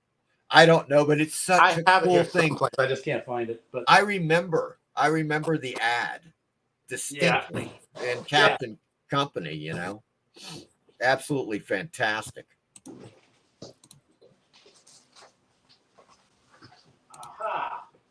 Uh-oh. Yeah. I knew I just ran across it the other day. There you go. Oh, you got it? Oh, you got it. All right. I just looked in the wrong box. So here's the old ad. Yeah, okay, let's take a look at that ad. That's it. That's the one. Genuine soil from Dracula's castle. Right. Oh, man. Certificate of authenticity. Whoa. From James Warren, right? Signed by James Warren. James Warren's alive and doing conventions. Really? I did not. Yep. Can you see Look at that. Yeah, there it is. The little clear, transparent coffin with the soil in it. Yes. This used to be an ad that would be. This used to be an ad that would cover the entire back cover of like Creepy and Eerie magazine or Famous Monsters. And that's the actual amulet. And the really, really funny reason that I bought this is because I did a Wolf and Batsy story where that was the MacGuffin. Okay. Where some kid had ordered it from a monster magazine, and Batsy just happened to track down that kid and suck his blood, and then she found it just because he was a random victim, and then she found it around his neck, and she says, "Oh my gosh, it's real soil from the homeland."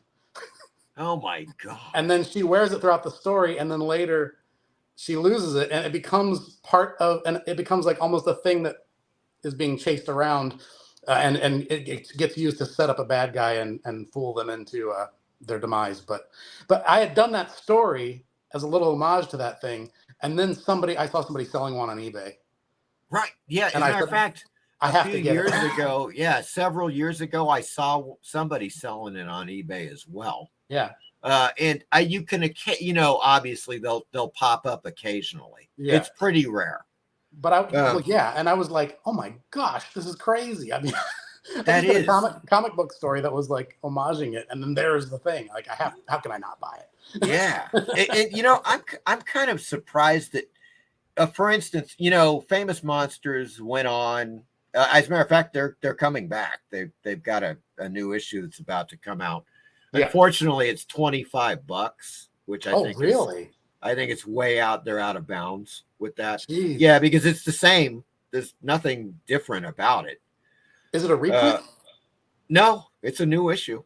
Oh, okay. It's a new issue. But I mean, look, it's a magazine. I mean, look, I just have a personal problem with paying $25 for a magazine. I don't care.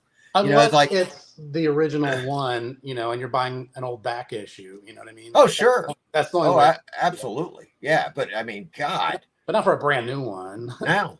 I mean, put it this way. I think Fangoria is in all of those magazines are $15 right now. Well, that's what you would expect to pay. That's really about the price. So in any case, I think they should kind of bring that down a little bit and get more realistic. Not what it used to be. I mean, right. I mean, there's no Fori, man. But even Fangoria, like I was a Fangoria kid. I was like 10 years old in '82, so perfect timing to be a Fangoria kid. Yep. And my parents would actually let me have stuff like that. So yes. And so I was collecting Fangoria since I was like 9 or 10 years old, and because they would be in the bookstore right next to the comic book, so of course I'd see it. And in the old days, man, Fangoria with pictures from like Herschel Gordon Lewis movies with like severed legs and bloody stumps and severed heads and stuff. It was so gory, and that was the selling point. And of course, in those days, I mean, that's before home video was really even commonplace. So it's like that's the only place you could see stuff like that was outside movies was in Fangoria. So for a kid, it was just shocking and felt like very outlaw, Yeah, Fangoria. Actually, there were a few that predated Fangoria, but they weren't widespread like Cine Fantastic. Which was an amazing magazine. I was getting that when I was a teenager in the late 70s. And then, of course, I think Fangoria came out in 79 or 80. 79, 80. Yeah, with the Godzilla issue. And yes, I got my first issue. It was the one with Extro on the cover, so that was probably 81 or 82. Yeah, right. And and so they had also Starlog. Yes, was started putting out Cinemagic magazine. Yes, that was the Don Dohler. Who's one of my favorites. Don Dohler, man. There's an homage to Don Dohler in my movie First Man on Mars. Dude, of course, because I can't believe you even brought that up. Okay, just I swear, we must be on some kind of wavelength or something. The other day, I was thinking to myself, man, you know what? Out of nowhere, I'm in the mood to watch Night Beast. Night Beast, yes, George Stover. But I hadn't thought about it in a while, and for you, yeah. It's fantastic. They got Night Beast and Alien Factor on Tubi. They're on both on Tubi now. Yeah, I mean, can you believe that? Yeah. Folks, if you haven't seen Night Beast or Alien Factor, they're on Tubi. They're Don Dohler. Yeah, and these are just classic, completely off. They're Baltimore. Those guys they hung out with the freaking. George Stover was good friends with who's the other Baltimore, the big director, the guy that J.J. Abrams. He's also big, but he worked on the guy that made like a kid. Desperate Living, John Waters. Oh, right, yeah. John Waters, of course, and George Stover, who was in a few films, Don Dohler films. He was also in a few John Waters films. So in any case, that was that Baltimore scene. There was just like this Baltimore film scene. And Doller, he not only that, he started doing Cinemagic magazine like circa 1970 himself. He put it out himself. He put out like 10 or 12 issues before Starlog got it, right? And those issues I've still got like 30 issues of that, and we use those, Brian, as effects guides. It's like basically the whole thing with Cinemagic was like, okay, you don't got any money? Read this article on how to create a smoke effect, or, make your own blood. You know what? I can relate to what you're saying, because there was an issue, I think it was that magazine. It had the Deadly Spawn on the cover. Yes, I've got that issue. And they had the secret recipe for making blood with Caro syrup. Yes. That's the first time I ever learned that. Yeah. Right. Caro syrup, and there was an additive.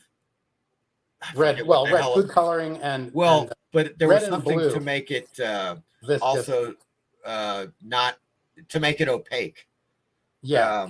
I think they put a little bit of blue in it, red and blue. Yeah, but there's a powder. It's like a zinc oxide or something. There was a little thing that you could add, and it worked like a charm. That stuff looked like blood. It was freaking great. And also, of course, Dick Smith's blood formula, which is extremely similar to that. But that was John Dodds. John Dodds, who did the effects for the Deadly Spawn. And fantastic. I'll tell you what, there's something about Night Beast and the Deadly Spawn, those two movies, when I watched them, because they're so homemade and because they are made during that time period and in that part of the country, they take me right back to what it felt like to be a kid growing up in Ohio. At late tail end of the 70s, very beginning of the 80s time period. There was something about that era that was just right.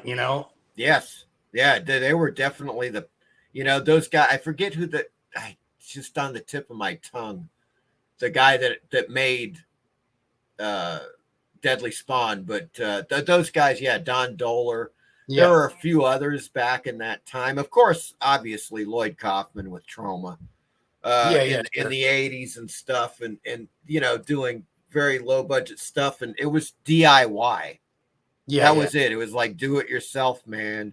But Trauma was very New York, and Don Doller. Yeah, that's true. And the Deadly Spawn, the Don Doller movies and the Deadly Spawn both felt very much like that part of the country where I grew up. Yeah.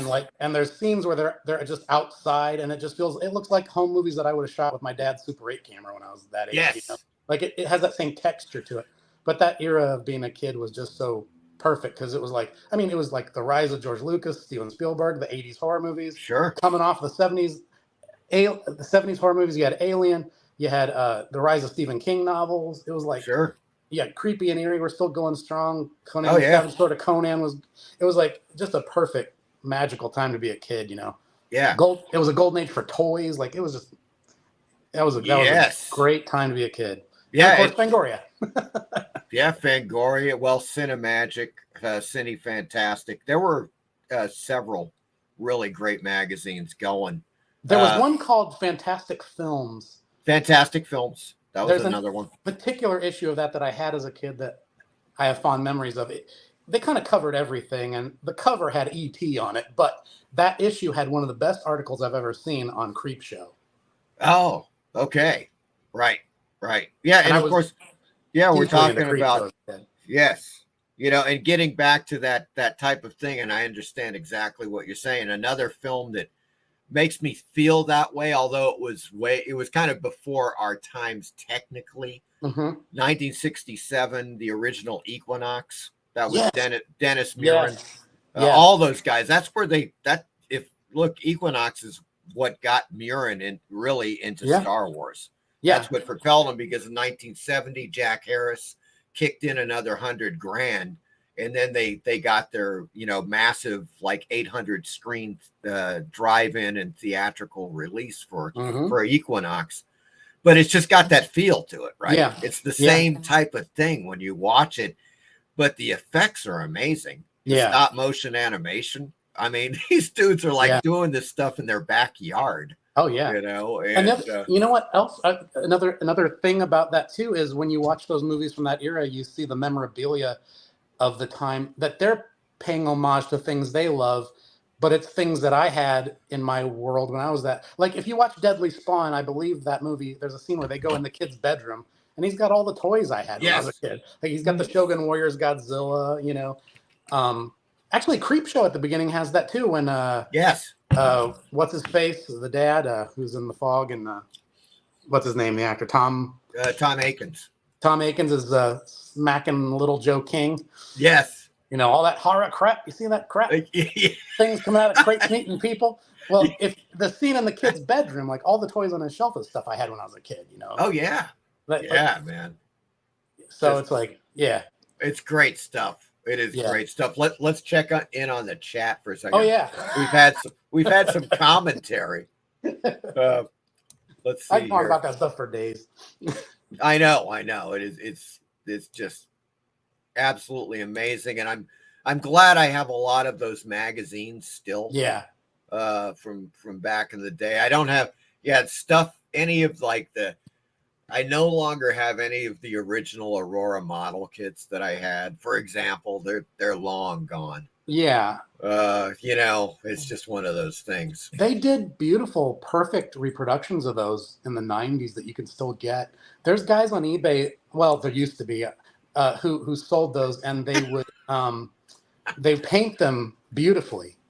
I've ordered a few of those. Yes. Yeah, Kevin just this happened. Check this out. This may blow your mind, Brian. We went to the Alien for 1979. Yeah. Right. And I'm a teenager. Yeah. We go to the Alien premiere at the Egyptian Theater. This is in Hollywood. Fantastic theater. I've been there. Okay. You know, this is what they had. They brought in the space jockey. Oh, wow. It was in the lobby. They also had these huge parts of the interior of the ship you could walk through. Wow, that's amazing. Yeah, and miniatures like that were in cases, like around, you know, in the lobby, so you could see all these miniatures and stuff. That's amazing. And we were just like, what? You know, we could not believe it. So we're just looking at all this stuff. I mean, the lines are going around the block. It was a huge deal, right? Yeah. And by the time we go into the theater itself, we could only get seats that were like I think second from the front row. Mm-hmm. The screen is like one of those huge curved screens, you know? So you're like looking at it kind of like this. And it was intense to say the least. Yeah. Here's what happened. The next day, this guy, we don't know. There were stories. There were rumors that this guy was a deranged Vietnam War vet, or that he was just a paranoid person that thought that the alien, the space jockey, and the other things they had were part of some kind of a alien or communist plot. He came in. He broke in with a flamethrower. Oh no! And he torched the props. Are you serious? I'm totally serious. This was we were like, you know, of course we found out about it the day after, you know. Wow. And we're like, what? And they immediately closed down the display. The first day and the early part of the next day was the only time that display was out. Oh my gosh. That explains why you never see like the alien props. Right. They torched it. Yeah, the guy literally torched it. But I've never heard that story before. I mean, you'd think that would. Yeah, I know. Isn't that it's a totally bizarre story.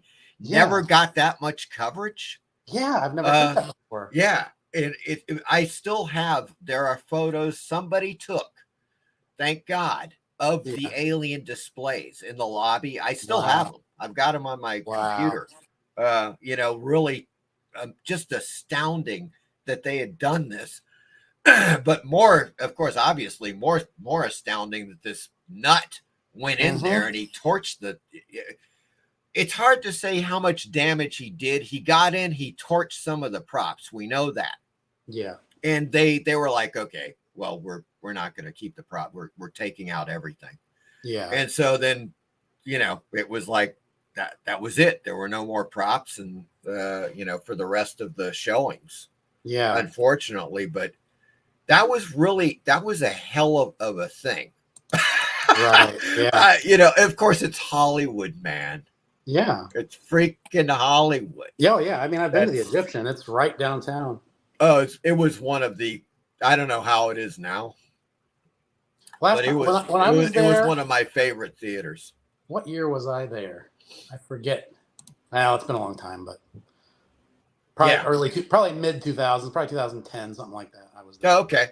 How was it then? Oh, gorgeous. Okay. Beautiful. Yeah. That's good to hear. That's good to hear.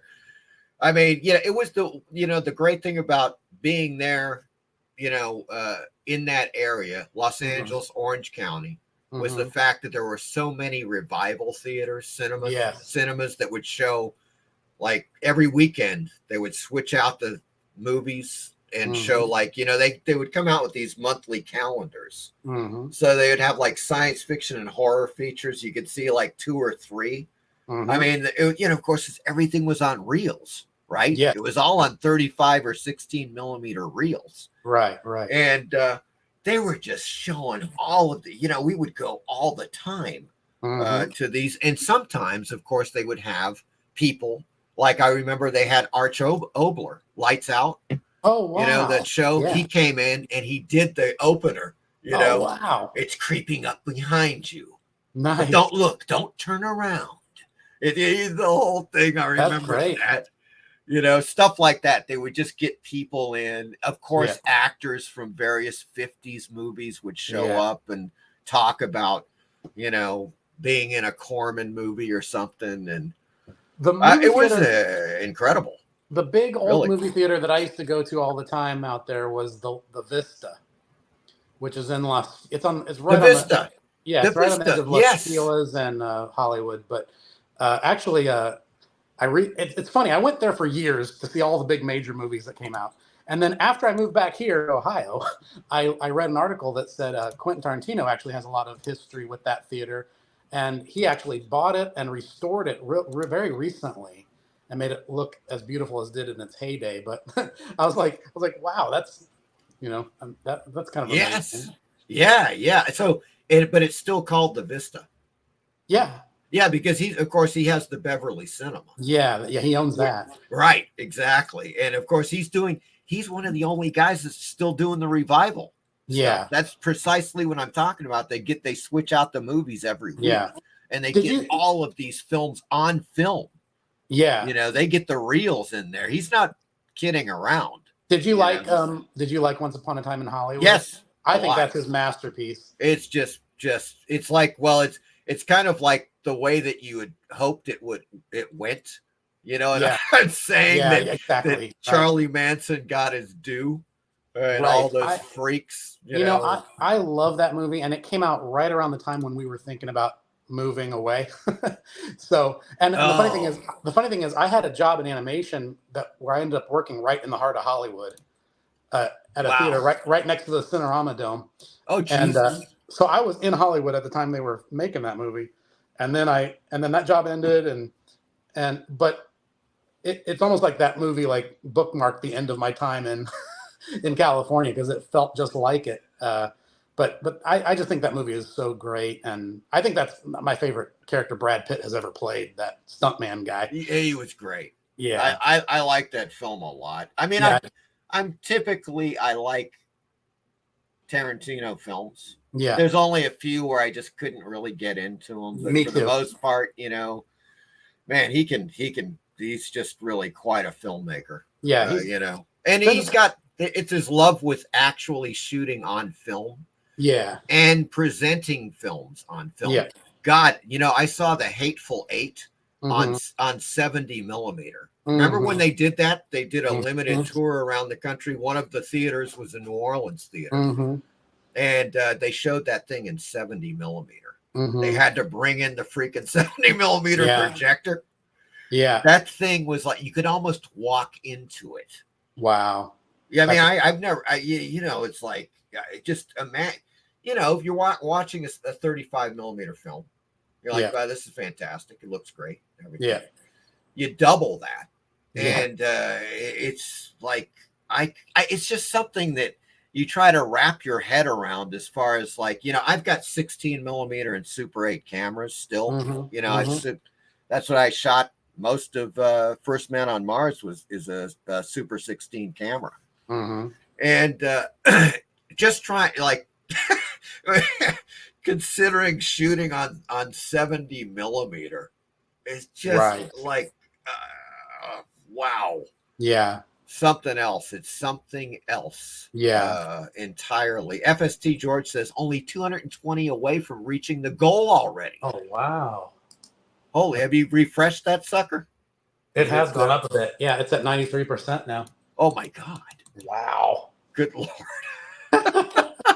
Here, hold on. Oh, we gotta, you know, it's like one of those things you gotta officially do it. Let's see here. Where are we? There we are. All right, here we go, folks. Yeah, you see, because I haven't refreshed those. It was at 91. It was at 89, right? Yeah, yeah. When we started, then it went to 91. Now it's at 93. Yeah. Folks. Wow. Holy Toledo. I don't know what to say except thanks to everybody who's supporting it, because all I want to do is make monster comics, and you guys are making that possible. That is freaking fantastic. Michael Taylor says, I had original glow-in-the-dark Aurora models. Yeah, early to mid-70s. Yes. Yeah. The Creature, you know, of course, that was a classic. And they did a Godzilla. They were kind of funky looking, though, the Godzilla and the King Kong. I didn't like the glow-in-the-dark. But they have a charming quality to them. I love the Dracula. Oh, yeah. And Kevin's backing me up on the story that, you know, we're the Egyptian with the guy that torched the props, man. It happened. It was the weirdest. It was just a weird thing. Yeah. Because we had just been there. The guy could have been there that day. He just was there the next day. You know what I'm saying? With this freaking flamethrower. I just can't even. Only in Hollywood. Amazing story. Yeah. Only in Hollywood, my good man. I can't believe that hasn't gotten out more. Like that's insane. Like why haven't they talked about that on like every commentary about the behind the scenes stuff? Yeah, you know, it is weird. I found an article that somebody had digitized, and it was from like the LA Times or something when it happened. Yeah. So you can find it online. It's just it didn't make it. It's almost like it never made the national news. I wonder if they didn't want people to know, like they thought it might be publicity or something. Could be. Yeah, that's possible. That is possible. Hey, I'm going to send you something real quick. Okay. Michael Taylor says there's a picture of me from around early to mid 70s of me showing an Aurora mummy model to my friend in front of my childhood home. I love the Aurora monsters. Yes. Yeah, heck yeah. Oh yeah, man, they were just so great. So I have 4 of them but they were the reproductions made in the 90s, but I got them through eBay, a guy who specialized in putting them together, assembling them and painting them beautifully. I got the Wolfman, the Creature from the Black Lagoon, the Forgotten Prisoner, the one that's just a skeleton. Yes, of Castle Mare. And the Godzilla. But I still want to get the Mummy and Frankenstein and Dracula. Yes. Well, and Kong. Okay. Yeah, let's kind of consider that Creature for a second, because I do want to show you something. I know you've got something, but I've got something too. Okay, I just sent you something. So. Oh, okay. And your Twitter DMs. Oh, okay. Okay, great. That ties into this, and I think you'll like it. WULF and BATSY is the best. FST George, yes. Thank you. Good. Jackson Roykirk is here. Hello. Driving by for the thumbs up. Yes. Hello, Jackson Roykirk. Good to see you. John's Longbox says, my brother had the glow-in-the-dark models. I was scared of them as a kid, and my dad made him throw them away. Oh. Youch. Blasphemy. FST George says, also had to look that up about the alien props, and it's sad that someone would do that. What the hell? Yeah. It's absolutely insane. Okay, so I'm going to let me check that. Just check your Twitter DMs. I sent you something silly, something I made a few years ago. I think okay. It ties into this conversation. God, hopefully I can get on. You see, I'm on my editing computer. Uh-huh. And the problem is that I don't use my editing computer online except for doing the show. But I've got it. Okay, here we go. All right, hold on. I think we can do this. Oh my God, you did this. Yeah. Holy, you got to see this, folks. Here we go. Oh my God, this is just great. Oopsie. Now what? Oh, it won't come up? Oh, it's check for, don't ask me again. What? That's strange. Sorry, that page is missing. Okay. Huh. Hold on. I think I can do it somehow. Uh-oh, I disrupted the show. Well, after this conversation, I'm going to have to go on eBay and track down that issue of Cinemagic with the Deadly Spawn on the cover, if that was the one. Because that was one a friend had, and I never had that one. But it sure brings back. Stop sharing this tab. Okay, view. Uh-oh, I ruined the whole thing. It's just not. Why wouldn't it let me do that? I don't know. That's really weird. Can you go online at all? No, I'm on there. I'm on Twitter. Okay. I've got the photo. You see what I'm trying to do? Yeah, Open photo, image in new browser. There's one more thing I could try real quick. We'll just see if it works. If it doesn't work, we'll give it up, but not a big deal. Okay. I can send you the link to where it was posted online. Oh, okay. Maybe that'll work. Okay. Yeah. Just something fun. There you go. Okay. Try that. See if that happens. Oh, it's your DeviantArt. Yeah. Now this, I should be able to. You can cut this part out later. Yes, exactly. It's all in the editing. Yeah. Okay, here we go. This should work, folks. There you go. There's your Aurora Wolfman.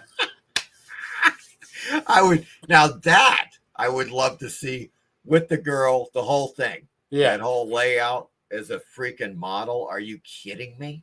Yeah, I did that illustration as a tribute to the Aurora Wolfman. And if you look at it close, the base has all the same little details that the model had. And the girl is actually an Aurora model, too. They made a victim. Do you remember that? Yes. So I put her in there. So she's in the same pose. Check that out, folks. That is like so that. Great. Yeah, they got the little rats in the skull. And it even has his name tag on the front, the rock on the front. It's just hidden by the grass. Oh, yeah, it says Wolfman. Yeah. Yeah, right there, yeah. That is just great, man. Thanks. That would be, I tell you, I think people would buy that. If that was a model kit, sure. Are you kidding me? Speaking of which, Brian, have you ever considered doing like any action figures or model kits for Wolf and considering it and being able to do it are two different things. Boy, that's true. But I guess seriously considered it. Yeah, well, I guess is what I'm saying. I've never, I've seriously wanted it, but yeah. I haven't actively gone out and tried to figure out a way to make that happen because, number one, I'm no good at sculpting. I've tried my hand at that, and I'm a butterfingers with anything three-dimensional art. So I can't do it myself. I don't know anybody else who maybe would. Although I do have one friend, Fabrizio Aiello, who does Horace H. Hoover. I was just gonna mention him. Yeah, he knows how to do that ZBrush sculpting stuff where he made the little figure of his character Horace Hoover. Yeah, and he sort of made a joke the other day about doing one of my characters, but we'll see. Yeah, he just check it out, man. Hold on. Oh, here it is. He just released this. Yeah, there it is. That is like he offers the resin model unassembled, unpainted, and then assembled and painted. Yeah. So there you go. He does. He's definitely a really good sculptor. He also, did you ever see his Dagon Yes. sculpture? God, Yeah. that thing is freaking great. Yeah. Yeah, he would be the guy. I Yeah. think he would probably, for doing some kind of a Wolf and Batsy resin kit. I mean, I'm such a figure collector. There's like 10 different companies that do toys in 10 different styles that I would love to see. Everything from Yes. I'd love Wolf and Batsy Mego dolls. Yeah. I would love to see like the Marvel Legends figures. I think that they do now Sure. are fantastic. Can you imagine if they did that? Or the NECA monster figures. The NECA now are yeah, my favorite. those are good. They really do. Can you imagine? I mean, I'd love to see some like a real action figure like that. So, but who knows? Yeah, just as long as you don't do any Funko. Okay. No, I'm not into those. I am completely. I'm so not into them. Yeah, I'm the only out one. I'm out of them. Okay? The only one of those I came remotely close to ever buying. They made a Wolfman, and I just get anything that's the Wolfman, and I almost got one of those, but I didn't. Right. I don't know. Now I think his pricing is pretty decent on the Horace Hoover. I mean, that's pretty much the going rate. When you go to get now it's a garage kit, right? So these are like limited numbers are made. Yeah. And so I see them on eBay for $50 to $100, and those are kits. And then you can pay $200-300 many times for an assembled painted kit. It's only $72. Right. To get the entire thing like that. The whole ZBrush and 3D printing revolution has completely changed the garage kit world. I mean, I've looked on eBay. I mean, you could just put in any character you can think of almost, and there are people that just have eBay stores where they just sell the digital file, and you buy that and then print it out yourself, and you make the figure yourself basically. And but I don't know anything about how to do that myself. Yeah, that's just it's a whole other can of worms. Yeah, I don't have a 3D printer. I don't, and again, I suck at 3D illustration. Anything that's three-dimensional art, I don't know how to do that. I tried it in art school, and I just was a butterfingers. I finally had to say, this is not for me. I'll stick to just drawing. Yeah. I mean, it's it's another facet, and there's a lot of time and cost that goes into doing these things. And we were talking about the Halloween masks earlier. I've got so many friends in the Halloween mask community that are just the most brilliant, amazing sculptors. I'd be comparing myself to them, and I'd just be like, this is not good sculpting. Right. I'd never feel satisfied with it, I'm afraid. Yeah. But boy, I'd love to find somebody who could do that for real. That'd be, because I love figures more than anything. Yeah. Yeah. They're just, I mean, and there are, as you say, there's been an explosion of them. The Aurora glow in the dark box art wasn't as good as the original box art. I agree. Yeah. Very cool Aurora Wolfman ad. Yes, that's wonderful, Kevin says. Yeah, it is great. It's something you'd like to see as a model kit. Definitely. Wolfman Batsy page. Funko Pops are lame. Here's Reaper's Horror. I wasn't going to say lame, but I'll go with that. Yeah. I don't, I just... it's funny. I hate to dunk on... I know. I don't like to do it either. But well, because friends of mine, I mean, I have friends that collect those, and a lot of people collect. People I know collect them. Yeah. I just don't say anything. Yeah. Exactly. Yeah. That's basically. Sometimes I just want to get like a few M80s and a few Funko Pops and go to town. PBR says I have to be getting going. Great show. Happy your crowdfunding is going well. We'll finish the rest. We'll watch tomorrow later. See you later. Thanks, PBR. Have a great one. PBR. Okay, now here it is. Here's what I'm getting. as we were talking about the Aurora models and the creature, right? Are you aware there's a new comic book series from Image?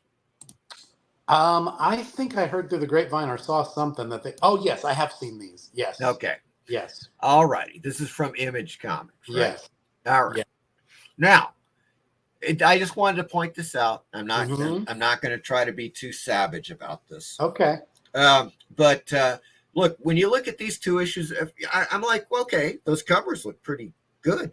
You know, I mean, they're, you know, eye-catching and so forth. Mm-hmm. The colors on the one on the left, I like. The pink, you know, that lighting is really cool and stuff.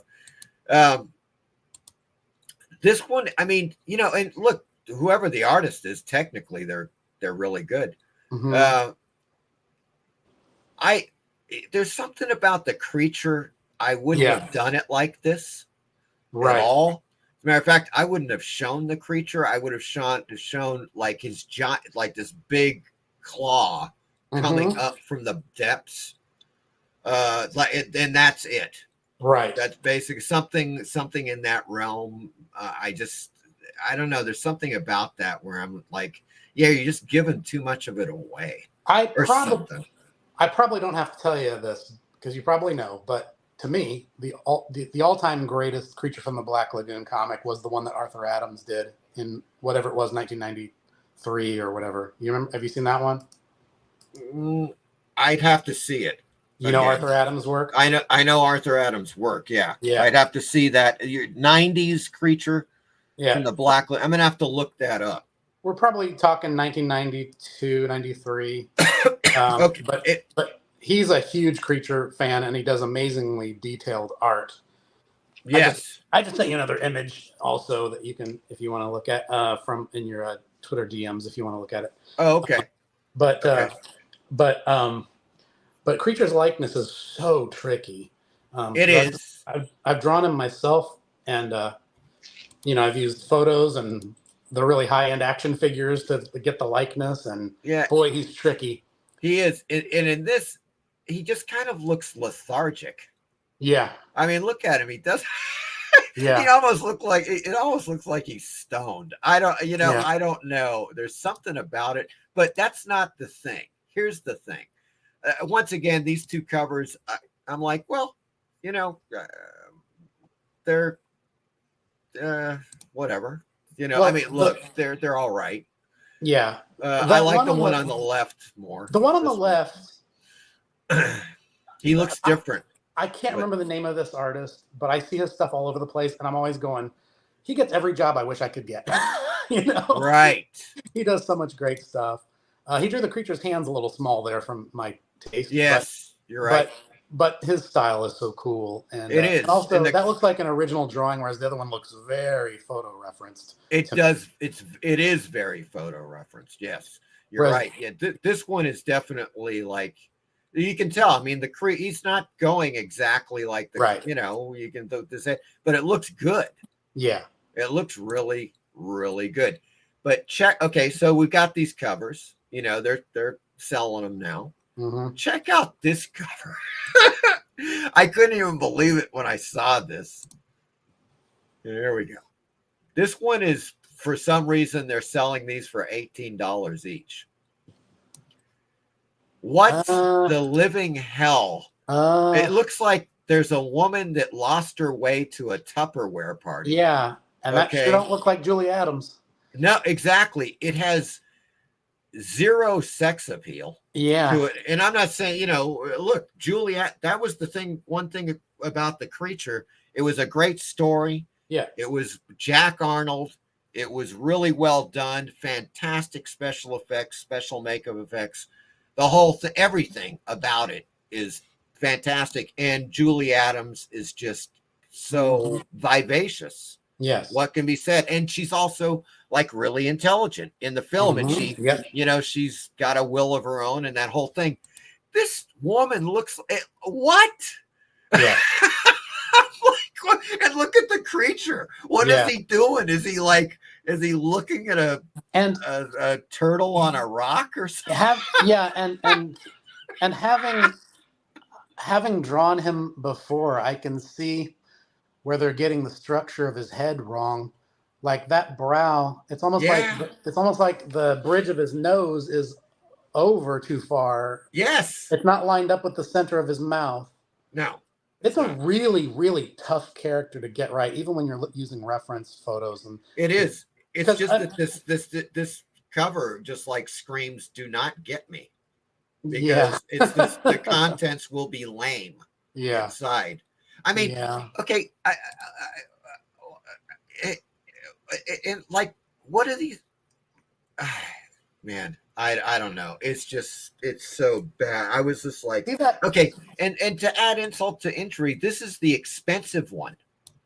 Oh, that's strange. It's $18. They're selling. This is like one of those 1 in 10. Yeah. I don't know. Whatever. And they're selling. I've seen them on eBay selling.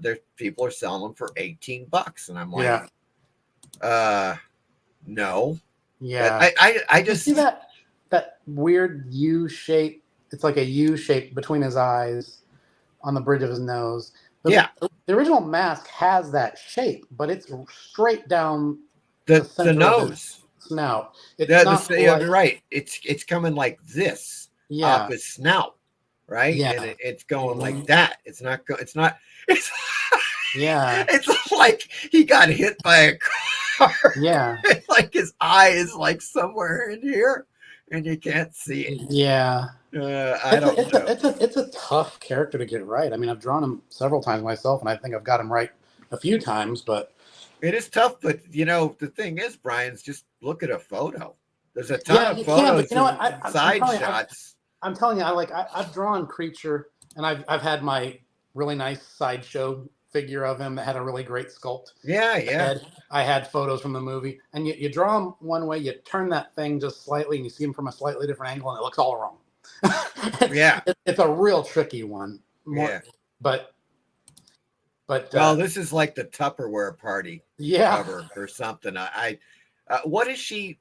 I don't. Yeah, whatever. Man, I was just like aghast at this cover. So the other ones are considerably better than this one. And that's the whole thing. It's like they are the normal cheap. You can get two of them for $8.54. They're selling them both for $8.54. Cover A and variant B. But if that's the cover, I really question what the interiors look like. Exactly. That's what I'm saying right now. That's the whole thing. And it's all a bait and switch operation. Mm-hmm. That's what I'm saying. It's been like this for years now with the bigger comic book companies. Mm-hmm. Needless to say, they hire these, expensive artists. They do the covers. They're wow. You're like, whoa, this is great. And then you just look inside and you're like, what happened here? I would kill for that job. Like I would set Wolf and Batsy aside for months to do a project like that just once, And the thing is then you would actually get because if you did it, people would love it, and you would get something that you would like. You'd look at the inside and be like, yeah, this is great. But instead the thing is, of wincing and pain. I have a feeling though that I wonder if it would be mental torture to work on a project like that too. This might just be me doing sour grapes, but I have a feeling when it's controlled by a movie studio like that, it probably gets art directed to death. Where it probably drives you insane. Oh yeah, that's absolutely you're correct. I mean, you would be. It would probably be a horrifying thing. Let's just put it that way. Check your. I got it. I got the Twitter. I sent you 2 pictures in Twitter DMs. Yes. Tell me if you like those. Oh, they're great, man. This is freaking great. Unfortunately, I can't. Oh, there. I got it.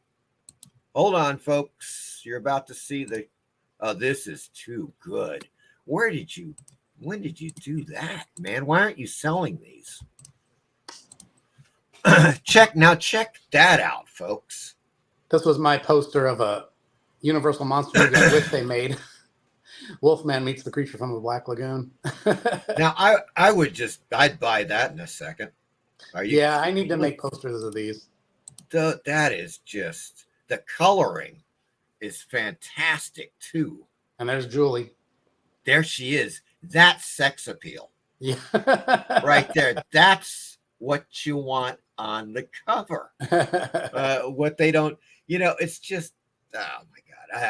I'm not going to get into it. It's just, they've kind of sucked the life out of things to be PC about stuff, and it's just ludicrous. Yeah, where's the passion, Right.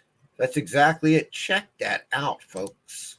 I mean, to me, it's not even about being lurid or crude or anything. It's just about where's the passion, Right.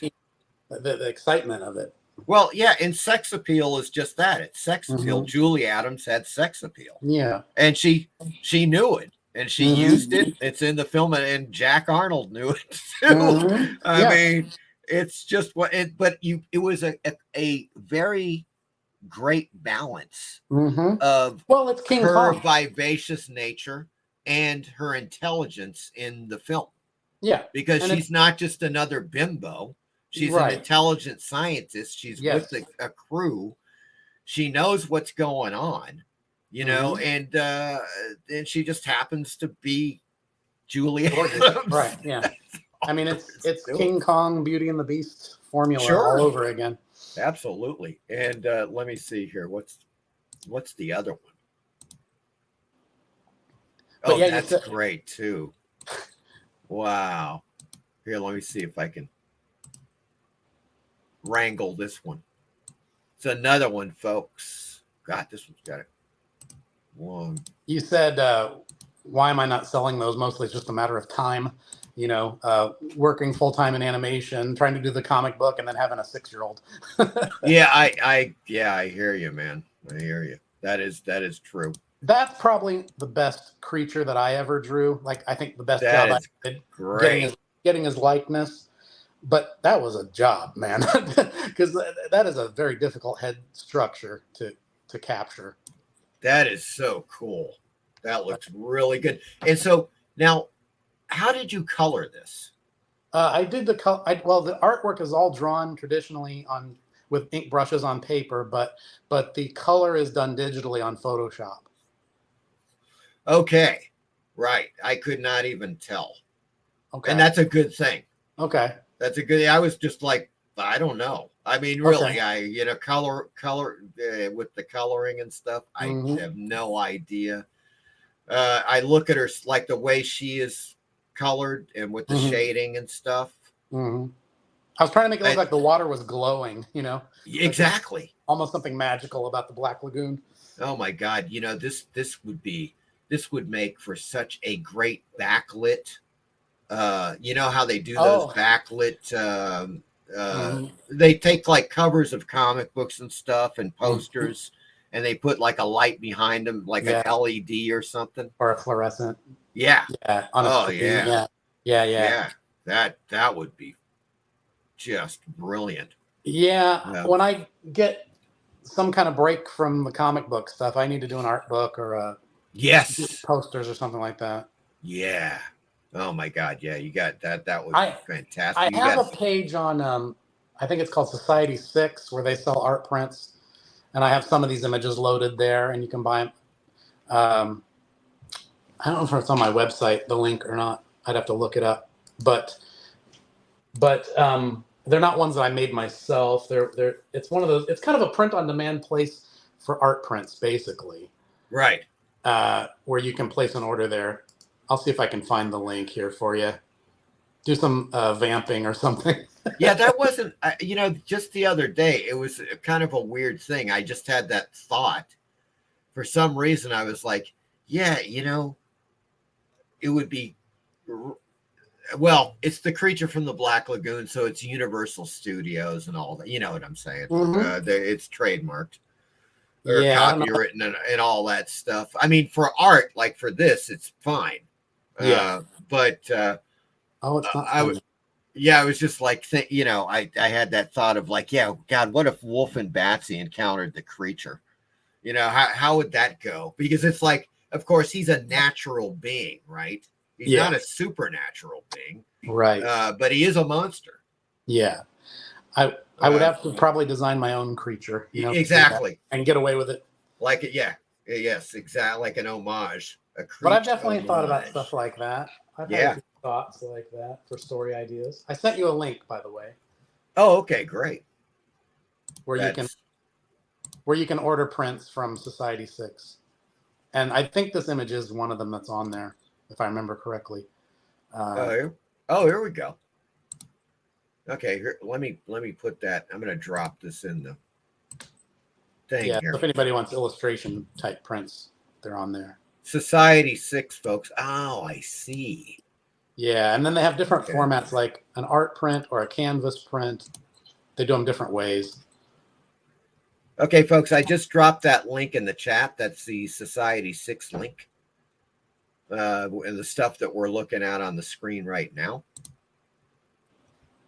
So you got that here. I've got like 2 billion windows open right now. I've seen too many things. But I gotta save that though. That is just too cool. Okay, there's that. All right, so here we go. Well, that's pretty reasonable too. Okay, let's check this out. So that's an 8x10 for 1440. That's pretty reasonable. That is that creature. Creature from the Black Lagoon print. And you also you have a Godzilla. Let's take a look at the Godzilla. Oh, that's cool. Here, let's see here.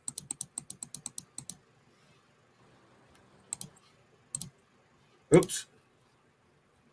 Let's see what can I do. There we go. Oh, he looks great. There we go. Now what? Oh, there's John Carpenter, The Thing. Oh my God, that is freaking great. Yeah, these are awesome, man. Thanks. That one's been printed in a book, actually. Oh, cool. There was I'm forgetting the name of the company that did it. There was a company that used to put out hardcover art books that would be a tribute to any particular subject, and they did various movies that they got the licenses on, and one of them was The Thing, and they included that image in the art book. Wow. I wish I could remember the name of the company that did that. Yeah, so that is fantastic. Thanks. Okay, let's go. I need to do another art book.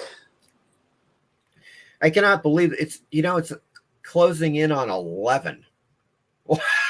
It is? I cannot believe that. Yeah, we're going in on 3 hours, Brian. Well, when we get on these horror topics, we can talk all day. Exactly. Let's go back to the chat. All right. Let's see. Okay, I know there's colors on the cover. Oh my God, we've had quite a few. Okay. FST George says, imagine Wolf and Batsy figures with Zagzag. Yeah. I don't just want them, I need them. Me too. Reaper's Horror, to be honest, there are a few Funko Pops that are okay, but it's only the ones that end up not looking like Funko Pops. Yes. Agreed, 1000%. Yeah. Reaper's Horror. There's one cool Funko they made, a 50s Batman and a 50s. Yeah, that's the thing. Everybody I talk to who doesn't like Funkos has that one exception to the rule where they're like, there was that one that was cool. I almost bought that. Yeah. One, but, Yeah. But for the most part, I don't know. I've just seen too much of them or something. Yeah, I know. Plus taking something cool and making it cutesy, that doesn't always work for me. Sometimes it does, but not often. Yeah. Yeah. I also had Clint Eastwood. A Funko Pop of Clint Eastwood? Or is a model? He's talking about I think he's talking about Revenge of the Creature. Oh, where right. Clint Eastwood has his bit role. That's right. Yeah. Was it that movie or Tarantula that was his first role, Clint Eastwood? It was one of those two. Yeah, it was one of the two in there. But whichever one came first. Yeah, because he was a pilot in one of them and he was a scientist in the other. in Revenge of the Creature, right? Yeah. He was the scientist with the mouse in his pocket. Cornball joke. Yes. And then he's gone. The creature was a deep one. Hey, that's There we go. Reaper says, ever see the old coloring books for the Universal Monsters line? They had some really good art. There were a few drawings of the creature from the Black Lagoon in it, too. I think I know what you're talking about, Reaper's Horror. Yeah. The old style, we're, going back to like 70s, 80s. Mm-hmm. Somewhere in there.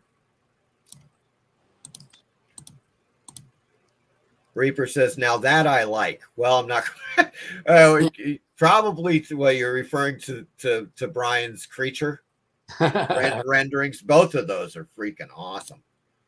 John says Brian is a good colorist. Yeah, those are, man. Thanks. I tried. I love those creatures. Those are great, man. Brian says fantastic creature meets the Wolfman piece. Yes. Yes. That is just only they let me make a comic book of that.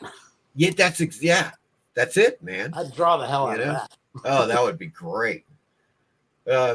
Notice how your eyes are given a proper path to follow when observing all the elements of this art. It starts in the lower left and flows in an arch to the right. Yep. Yeah, Julie. Yeah. Julie Adams, arguably the hottest girl in horror movies. Well, one of them. One of them. Yep. I met her.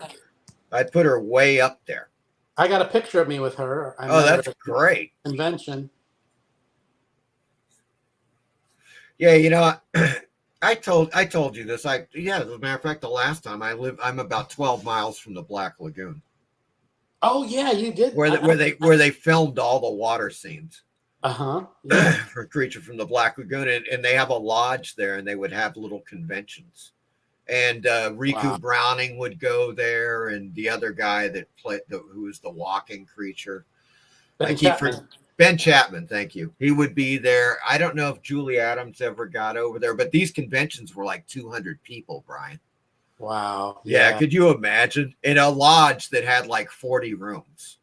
Wow, that's awesome. Yeah, and beautiful lodge too. They still. Oh, by the way, they have a gift shop. They have a gift shop with a little Creature from the Black Lagoon section in it. Still, to this day. By the way, Richard Carlson. Richard Carlson, yeah, he's the guy. You were talking about Gilligan's Island and yeah. That's right. It's Richard Carlson, who was not the professor. That was Russell Johnson. But he was in Creature and It Came from Outer Space. Yes. Yeah. Indeed. And Russell Johnson was in it. It Came from Outer Space. He was one of the linemen. There were the two linemen. Okay, yeah. He just had that kind of vague similarity. It was really funny with Carlson. And what's the other great Richard Carlson movie in our wheelhouse? Valley of Gwangi. Valley of Gwangi. That's right. As a matter of fact, it wasn't that long. I saw another Carlson movie. He did a few monster movies. Oh, he did. And really good ones. Typically very, very good. The higher end monster films, typically. Yeah. Nice use of romanticism lighting. Lots of implied movement. Yes. That's the thing about your art too. It's just that the motion in characters in motion type of stuff, which is you either have it or you don't. That's the dynamism. Yeah. Right? That is it. It's like the Jack Kirby effect or something. Yeah. You know what I'm saying? Where it's just like it's dynamic rendering, whatever you guys call it. Organic. Yeah, organic. Absolutely. I mean, Graham Ingalls, Graham Ingalls. His brush strokes look like they're liquid on the page, You're absolutely right. Feels alive. Very cool creature piece. Yes. Thank you. That is gorgeous. Thanks. There is the Society 6 link, folks. Bryan, your creature likeness is better than the likeness on the last comic cover. That's what I was. Yeah, I think we can all agree on that. I'm just saying. I'd rather see those than the ones they got that they're that Universal has put that they signed off on. Obviously, Universal, because those are official from. I'm here Image anytime they want to call me. Yeah, man, it's just a big click. That's all. Who you know. It's who you know. It's who you know. That's it. Yeah. That real, and they, I can see the deals. It's just all that, the whole bait and switch thing. They're always like, okay, let's bring in, so and so. He'll do the cover variant. Mm-hmm. He'll do variant X. Yeah. Or whatever. Yeah. And they, oh my God, they come out. People, it's true. People just hire their friends, Yep. Like, I mean, I'll tell you a funny example. Like, I got rejected by Fright Rags t-shirts. Fright Rags? Yeah. What happened? They do horror t-shirts. Yeah. I tried out for them and I got rejected by them. And I was like, for crying out loud, it's like I've been hired as an artist by Disney twice, but I'm not good enough for Fright Rags. Like, sorry. What? Wow. We all as artists have things like that where it's just like, are you kidding me? Really? Yeah. I mean, I'm not arrogant about it, but I think I'm good enough to do that, right? Come on. Give me a break here. God, that is ridiculous. That's one of my sob stories, art career sob stories. Damn. We all got them. John's long box. I hate Funko. There's a Funko rage. Yeah. Landfills like Funko Pops. I think Captain Strangelife met Julie Adams at a little convention and got her sig. Yes, I think I remember him talking about that. I got her signature on a photo of her in the. Oh, that's great. Yeah. Kevin says, I got to go, guys. Have a good weekend. Bye, Mike. Bye, Bryan. Bye, everyone. Yeah. See you, Kevin. It was great seeing you here. I think you're going to enjoy the WULF and BATSY comics, man. Have a good one, man. That's excellent. Yeah. Okay. Well, it is 11. So we got to, and so folks, it's 11 o'clock. I'm running out of StreamYard time. As a matter of fact, I'm amazed we're still on because me too. I've reached they already sent me a warning. Let's put it that really? way. Yeah. And so I don't renew until apparently Monday. It's a cyclical monthly thing. Okay. So next Friday, folks, we're going to do a double dose of Tubi. That's what I'm saying. Typically at the end, of course, that's when I get into the Tubi stuff. What the latest stuff on Tubi. And there's some great stuff they have added. Holy Toledo, man. They have just, they just keep doing it. It's amazing. Tubi is fantastic. Wait a second. What? Okay, we've had a few. What is Funky Plops? Funky. Somebody should just do that. Okay, Funky Plops. I would dig it. I hope no one has Monkey Pops. There we go, folks. Take care, everyone. Easy Comic Reader. Great seeing you. All right, Bryan. Many thanks, my good man. Let me get rid of this thing. My pleasure. There we go.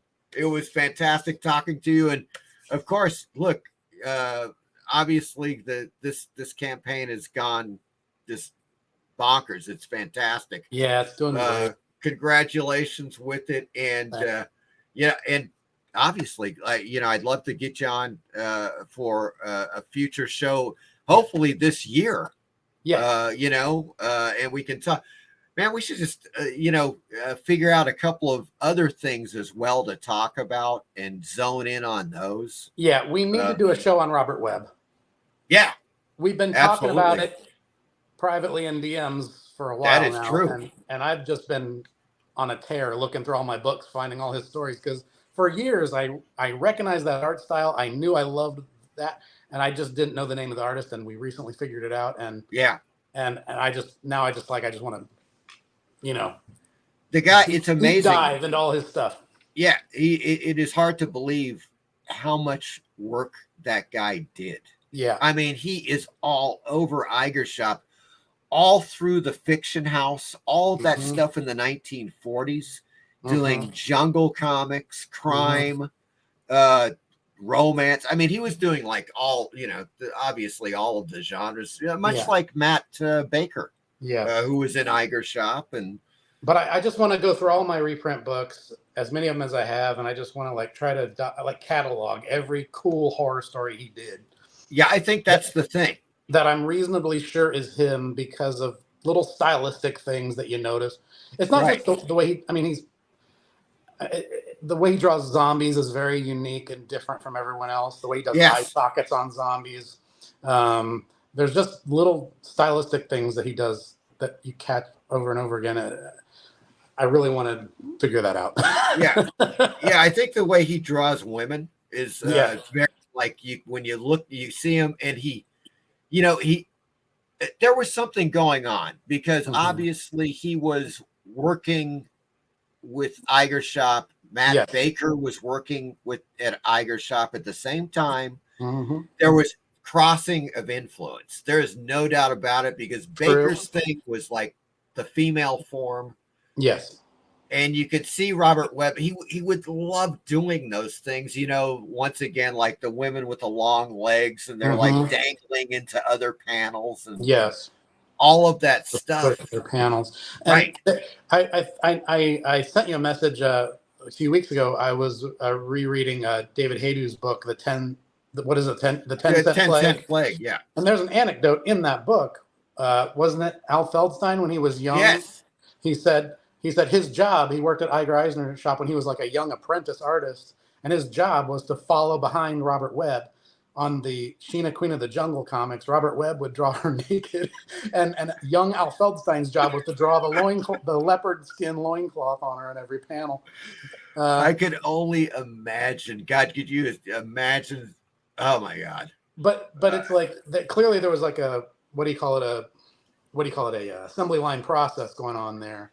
Right. But he was one of the main guys, so I could see him drawing all the figures, and maybe somebody else came in and did the backgrounds or something. But I think there was a lot of that going on, and in some cases, I think that there may have even been collaborations. Yeah, like between him and Matt Baker. I think there's you're a right. couple of things in Voodoo that for the Feral Ajax Feral Voodoo line.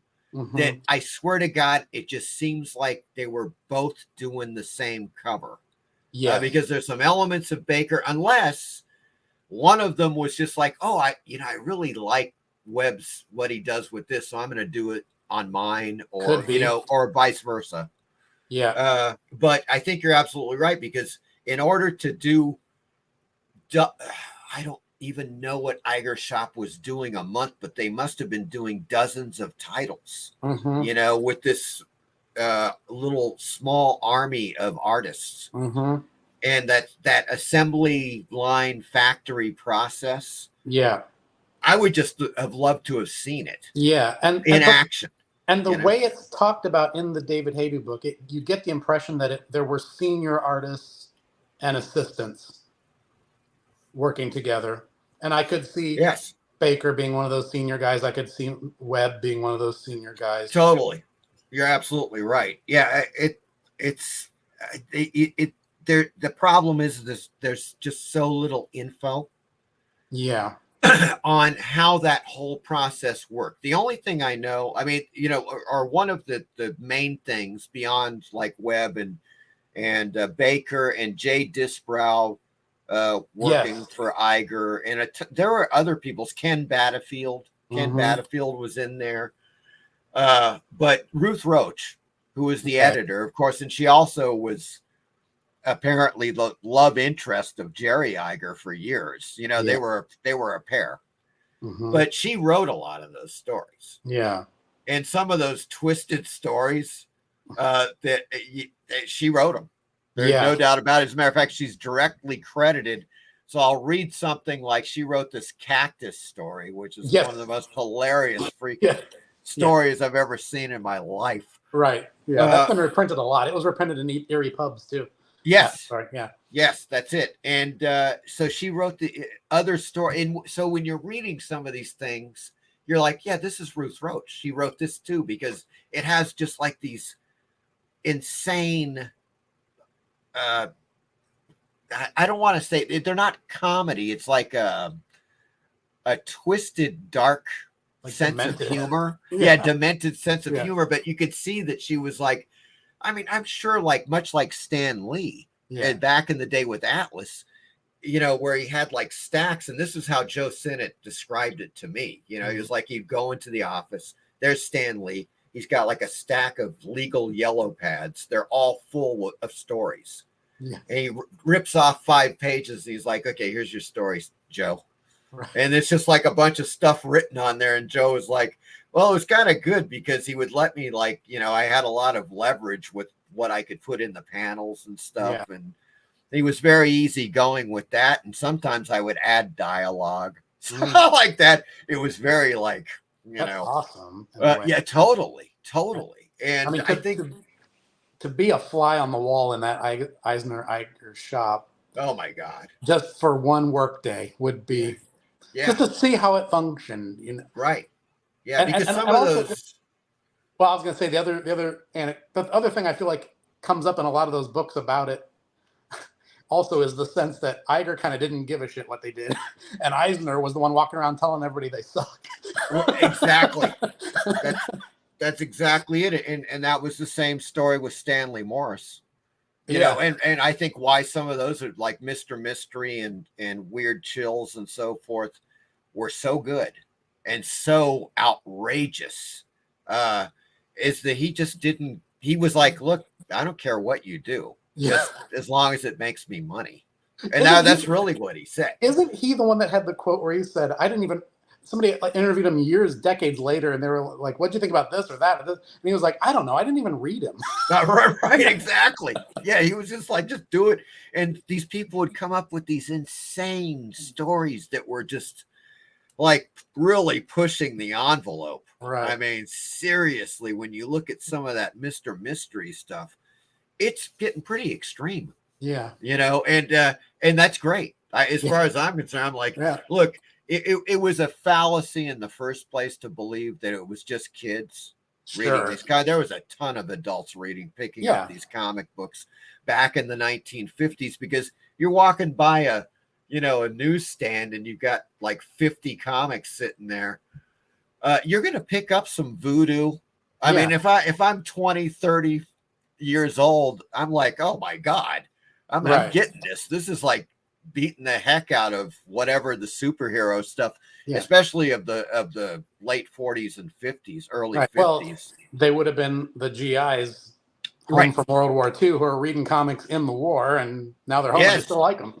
Yeah, that's exactly that's what spawned the men's magazines and a lot of the pulps and the pulp men's adventure magazines in the late 50s and 60s too. You're absolutely right. And then the connection with Weird Tales, the pulp magazine Weird Tales, and all of these writers and artists that ended up working in the comics. In the 1950s, Frank Belknap Long, Matt Fox, this guy, that guy. Yep, Matt. He did Weird Tales and he did Chilling Tales. Yeah. Right? Exactly. And all of these writers, Harry Harrison, Stainless Steel Rat, Frank Belknap Long. Of course, they adapted H.P. Lovecraft. Robert Bloch wrote stories for Marvel, in the early 70s.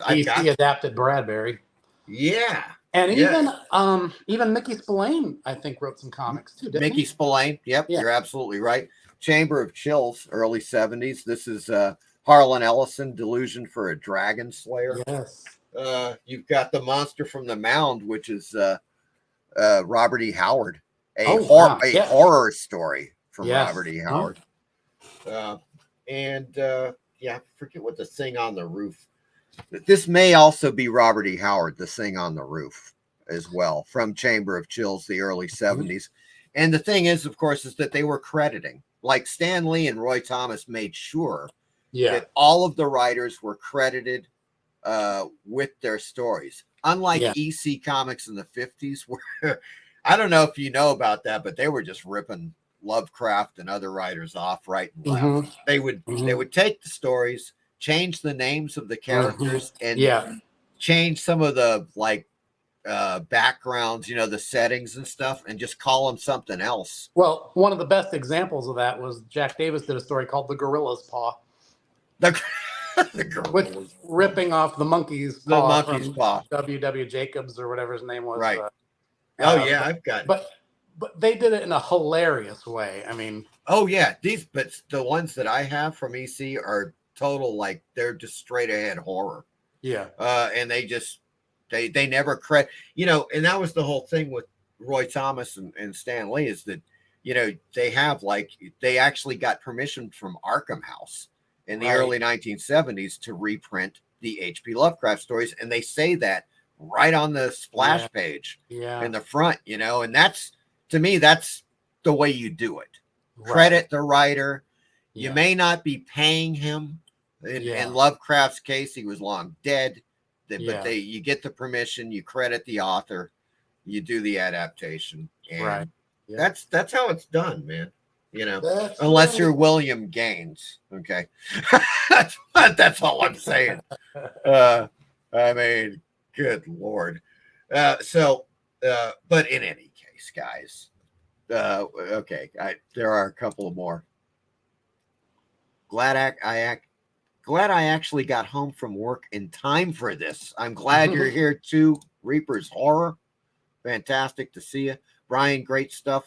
Mike, Brian, and Chad, have a great weekend. Yeah. This has been so great. Thanks to you both. I think they're telling us to shut up. I know. Yeah. Thanks, FST We George. said goodbye, and they're all saying goodbye. I know. There's the 9 hangers on. There's still 9 people watching. Imagine having memories of passing by Action Comics #1 on the newsstand. Yeah. Oh my God. People, just how many people have dreamed of having a time machine? Oh, yeah. Or that's any of the great.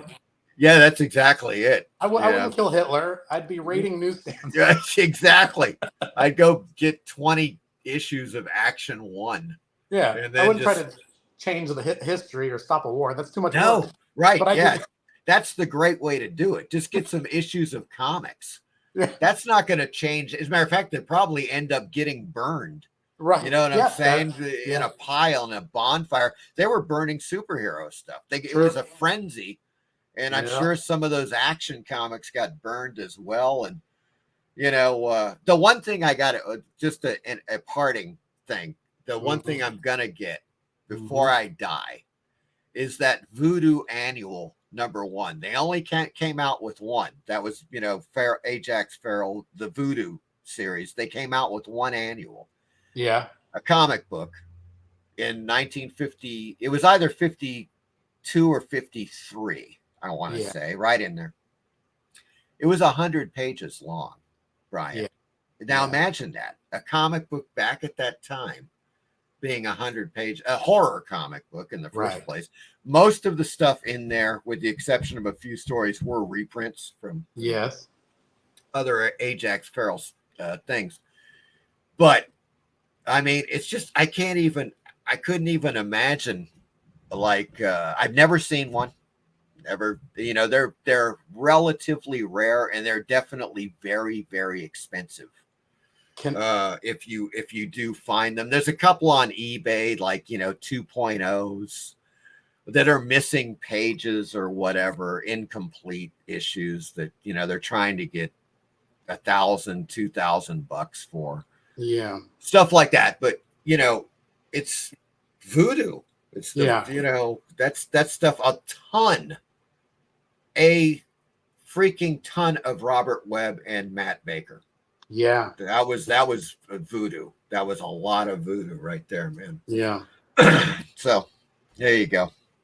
And one more quip from Reaper's Horror. Any advice for writers, artists wanting to publish comics through the independent route? Are there certain people, publishers we should be in contact with? I don't know. Honestly, everything is changing to this whole crowdfunding thing, I feel. Yeah, but that's true. But it's become so easy. If you just know how, if you have the comic, if you have the pages, to format the pages on Photoshop and upload them to any of these print on demand or small printer companies. Yes. Just like the one I'm using for my Right. new books. You can do it. You can do it yourself. I don't think you need a publisher anymore on the indie scene, honestly. Yeah, you know what? As a matter of fact, Reaper's Horror, I'm just going to toss this into the. You might want to check these out. These guys out, kablam.com. This is what I used for my book, for Splash of Horror. And they did a really great job in the printing, the whole thing. I have no complaints whatsoever. And it's the easiest thing to do. I'd never done a comic book before.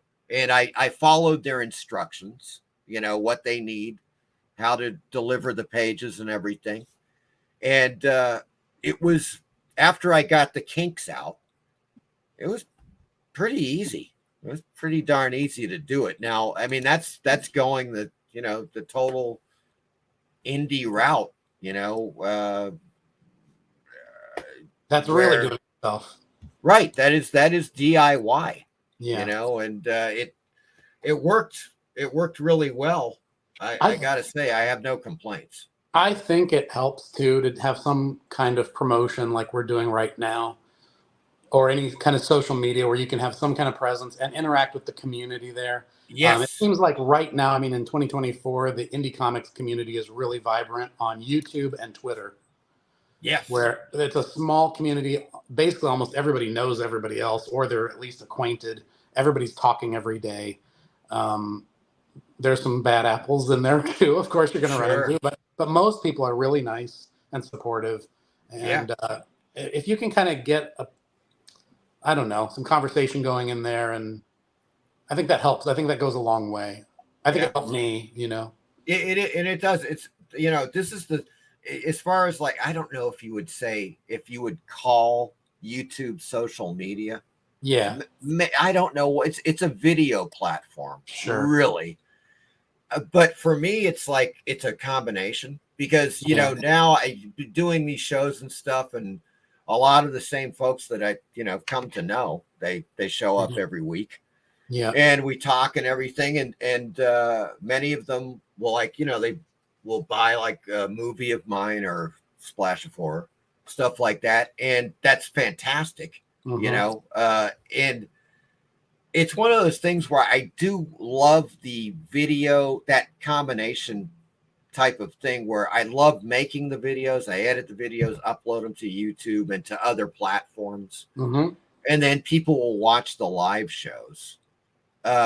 More so, I like that much more than just hanging out on a social media platform. Yeah. I have no time. Right. I'm doing this stuff, and it's just I can't really, I'm on Twitter. I'll be on Twitter for 10 minutes, and I'm doing stuff. I'm interacting, or I see stuff. I'm like, wow, this is great. This is great. And then I'm just gone for 10 hours. Mm-hmm. I can't. Yeah. I don't go back. Unless I don't know, there's something going on, or I've got to get back, or whatever. Sure. I'm in a situation. I mean, with my kind of work where I'm working on a computer a lot during the day, or I'm drawing at my art desk over here. I can just have it open, and if I'm actively promoting something I'm selling, like this campaign right now, it's I can just kind of keep an eye on it. Yes.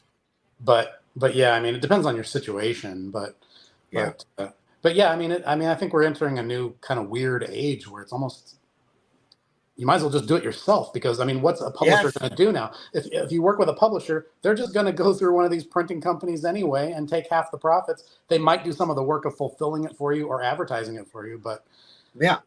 Well, then that's exactly the same thing with films, Brian. Yeah. Why pay a middleman? Here, right. That's back in the 90s when we started making feature films, it was a totally different animal, because you had your movie. If it was a good movie, a distributor would pick it up and they would send it out to, let's say, 25 different territories across the world, who would buy them. Jesus, I remember Japan with Cut Up, or the first feature that I made with this chap in New Orleans. Japan bought it for $25,000, right? Wow. It was a $25,000 movie. Okay, that was Right. one territory. They paid 25 grand for it. That's gone. That does not Yeah. exist today. They Yeah. don't. If Japan buys it, they're probably going to pay maybe 2 grand for the rights. The same thing, because there is not only is there an inundation of movies, because it's become so easy to make movies. Back in the 90s, we were shooting movies on film. Right. That's what you had to do. Yeah. Shooting on video was extremely rare, unless it was porn or something. Right. That was it. People shot on film.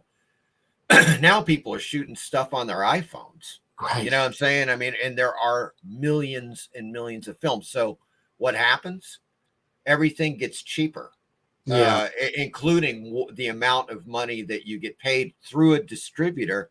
By the time you see your money, you're getting like, it's a joke. It is. So why not? Okay, the distributor, let's say they sell 5,000 copies of your film on DVD or Blu-ray, right? Let's say you can only sell 2,000, right, in a given span of time. You're going to make way more money selling your 2,000 copies than you would ever see from them. Yeah. And the 5,000. So that's the way I look at it, and I don't have to deal with them. Yes. That's the whole thing. It's like, God, distributors suck. Yeah. They're just horrible. I've had nobody will ever, whether it's comics or that or anything, nobody will ever care about your creation as much as you will, and they'll never handle it as well as you will. And I mean, I know, especially like, guys in our generation, like we have this old school idea that if you want to print a comic book, you got to go through a real publisher, because they're going to go through a real printer, and they're going to use the metal plates and all this stuff. Right. But you know what? You don't have to do that now with a lot of the online printing companies that are available to you. So you might as well just do it yourself. Exactly. That might be a learning curve, but you can do it. Yeah. And that's what, just one thing, getting back to the film, what a distributor does now is, like, they get your film, they're like, oh, this is great, we'll take your movie. Right. And they bundle it with 50 other movies. Right. And they sell it as a bundle within 50 films to all kinds of territories. That Japan will pay, they'll pay 20 grand for that 50 movie bundle. Right? So that's all chopped up in 50 movies. And, it's just, I get bad news, man. It's totally bad news. So that's done. And that's why people are doing the same thing with film as they are with comic books in the indie scene. It's become a DIY situation. And, it works. It can work pretty well. I think it's, we've seen obviously you're living proof. The thing about you, Bryan, is that, of course, in the art world, in the indie comics art world, as far as I'm concerned, I completely expected what has happened really to happen, and quickly, as far as like the campaign. Okay. Because your stuff is, are you kidding me? It's like, and people, you can ask people, it's like, who else is really doing stuff of your caliber on a consistent basis? There aren't many. And when I talk about it, I'm like, okay, I could look at people like Graham Nolan. You know who Graham Nolan is? Bane creator, and he does his thing now. And his is totally DIY too. Yeah. That's what he's doing. He's got Ghost of Matacumba Key, which I'm waiting for. He's a really great artist, but he's like, I'm not working. I'm working for myself. I'm just doing, and he does the same thing you're doing, the same thing that I'm doing. Yes. That dude is like a freaking major comics legend. Yeah. You know what I'm saying? The DC Marvel thing. I mean, I don't know, about as big as you could get. Really, especially in the 90s.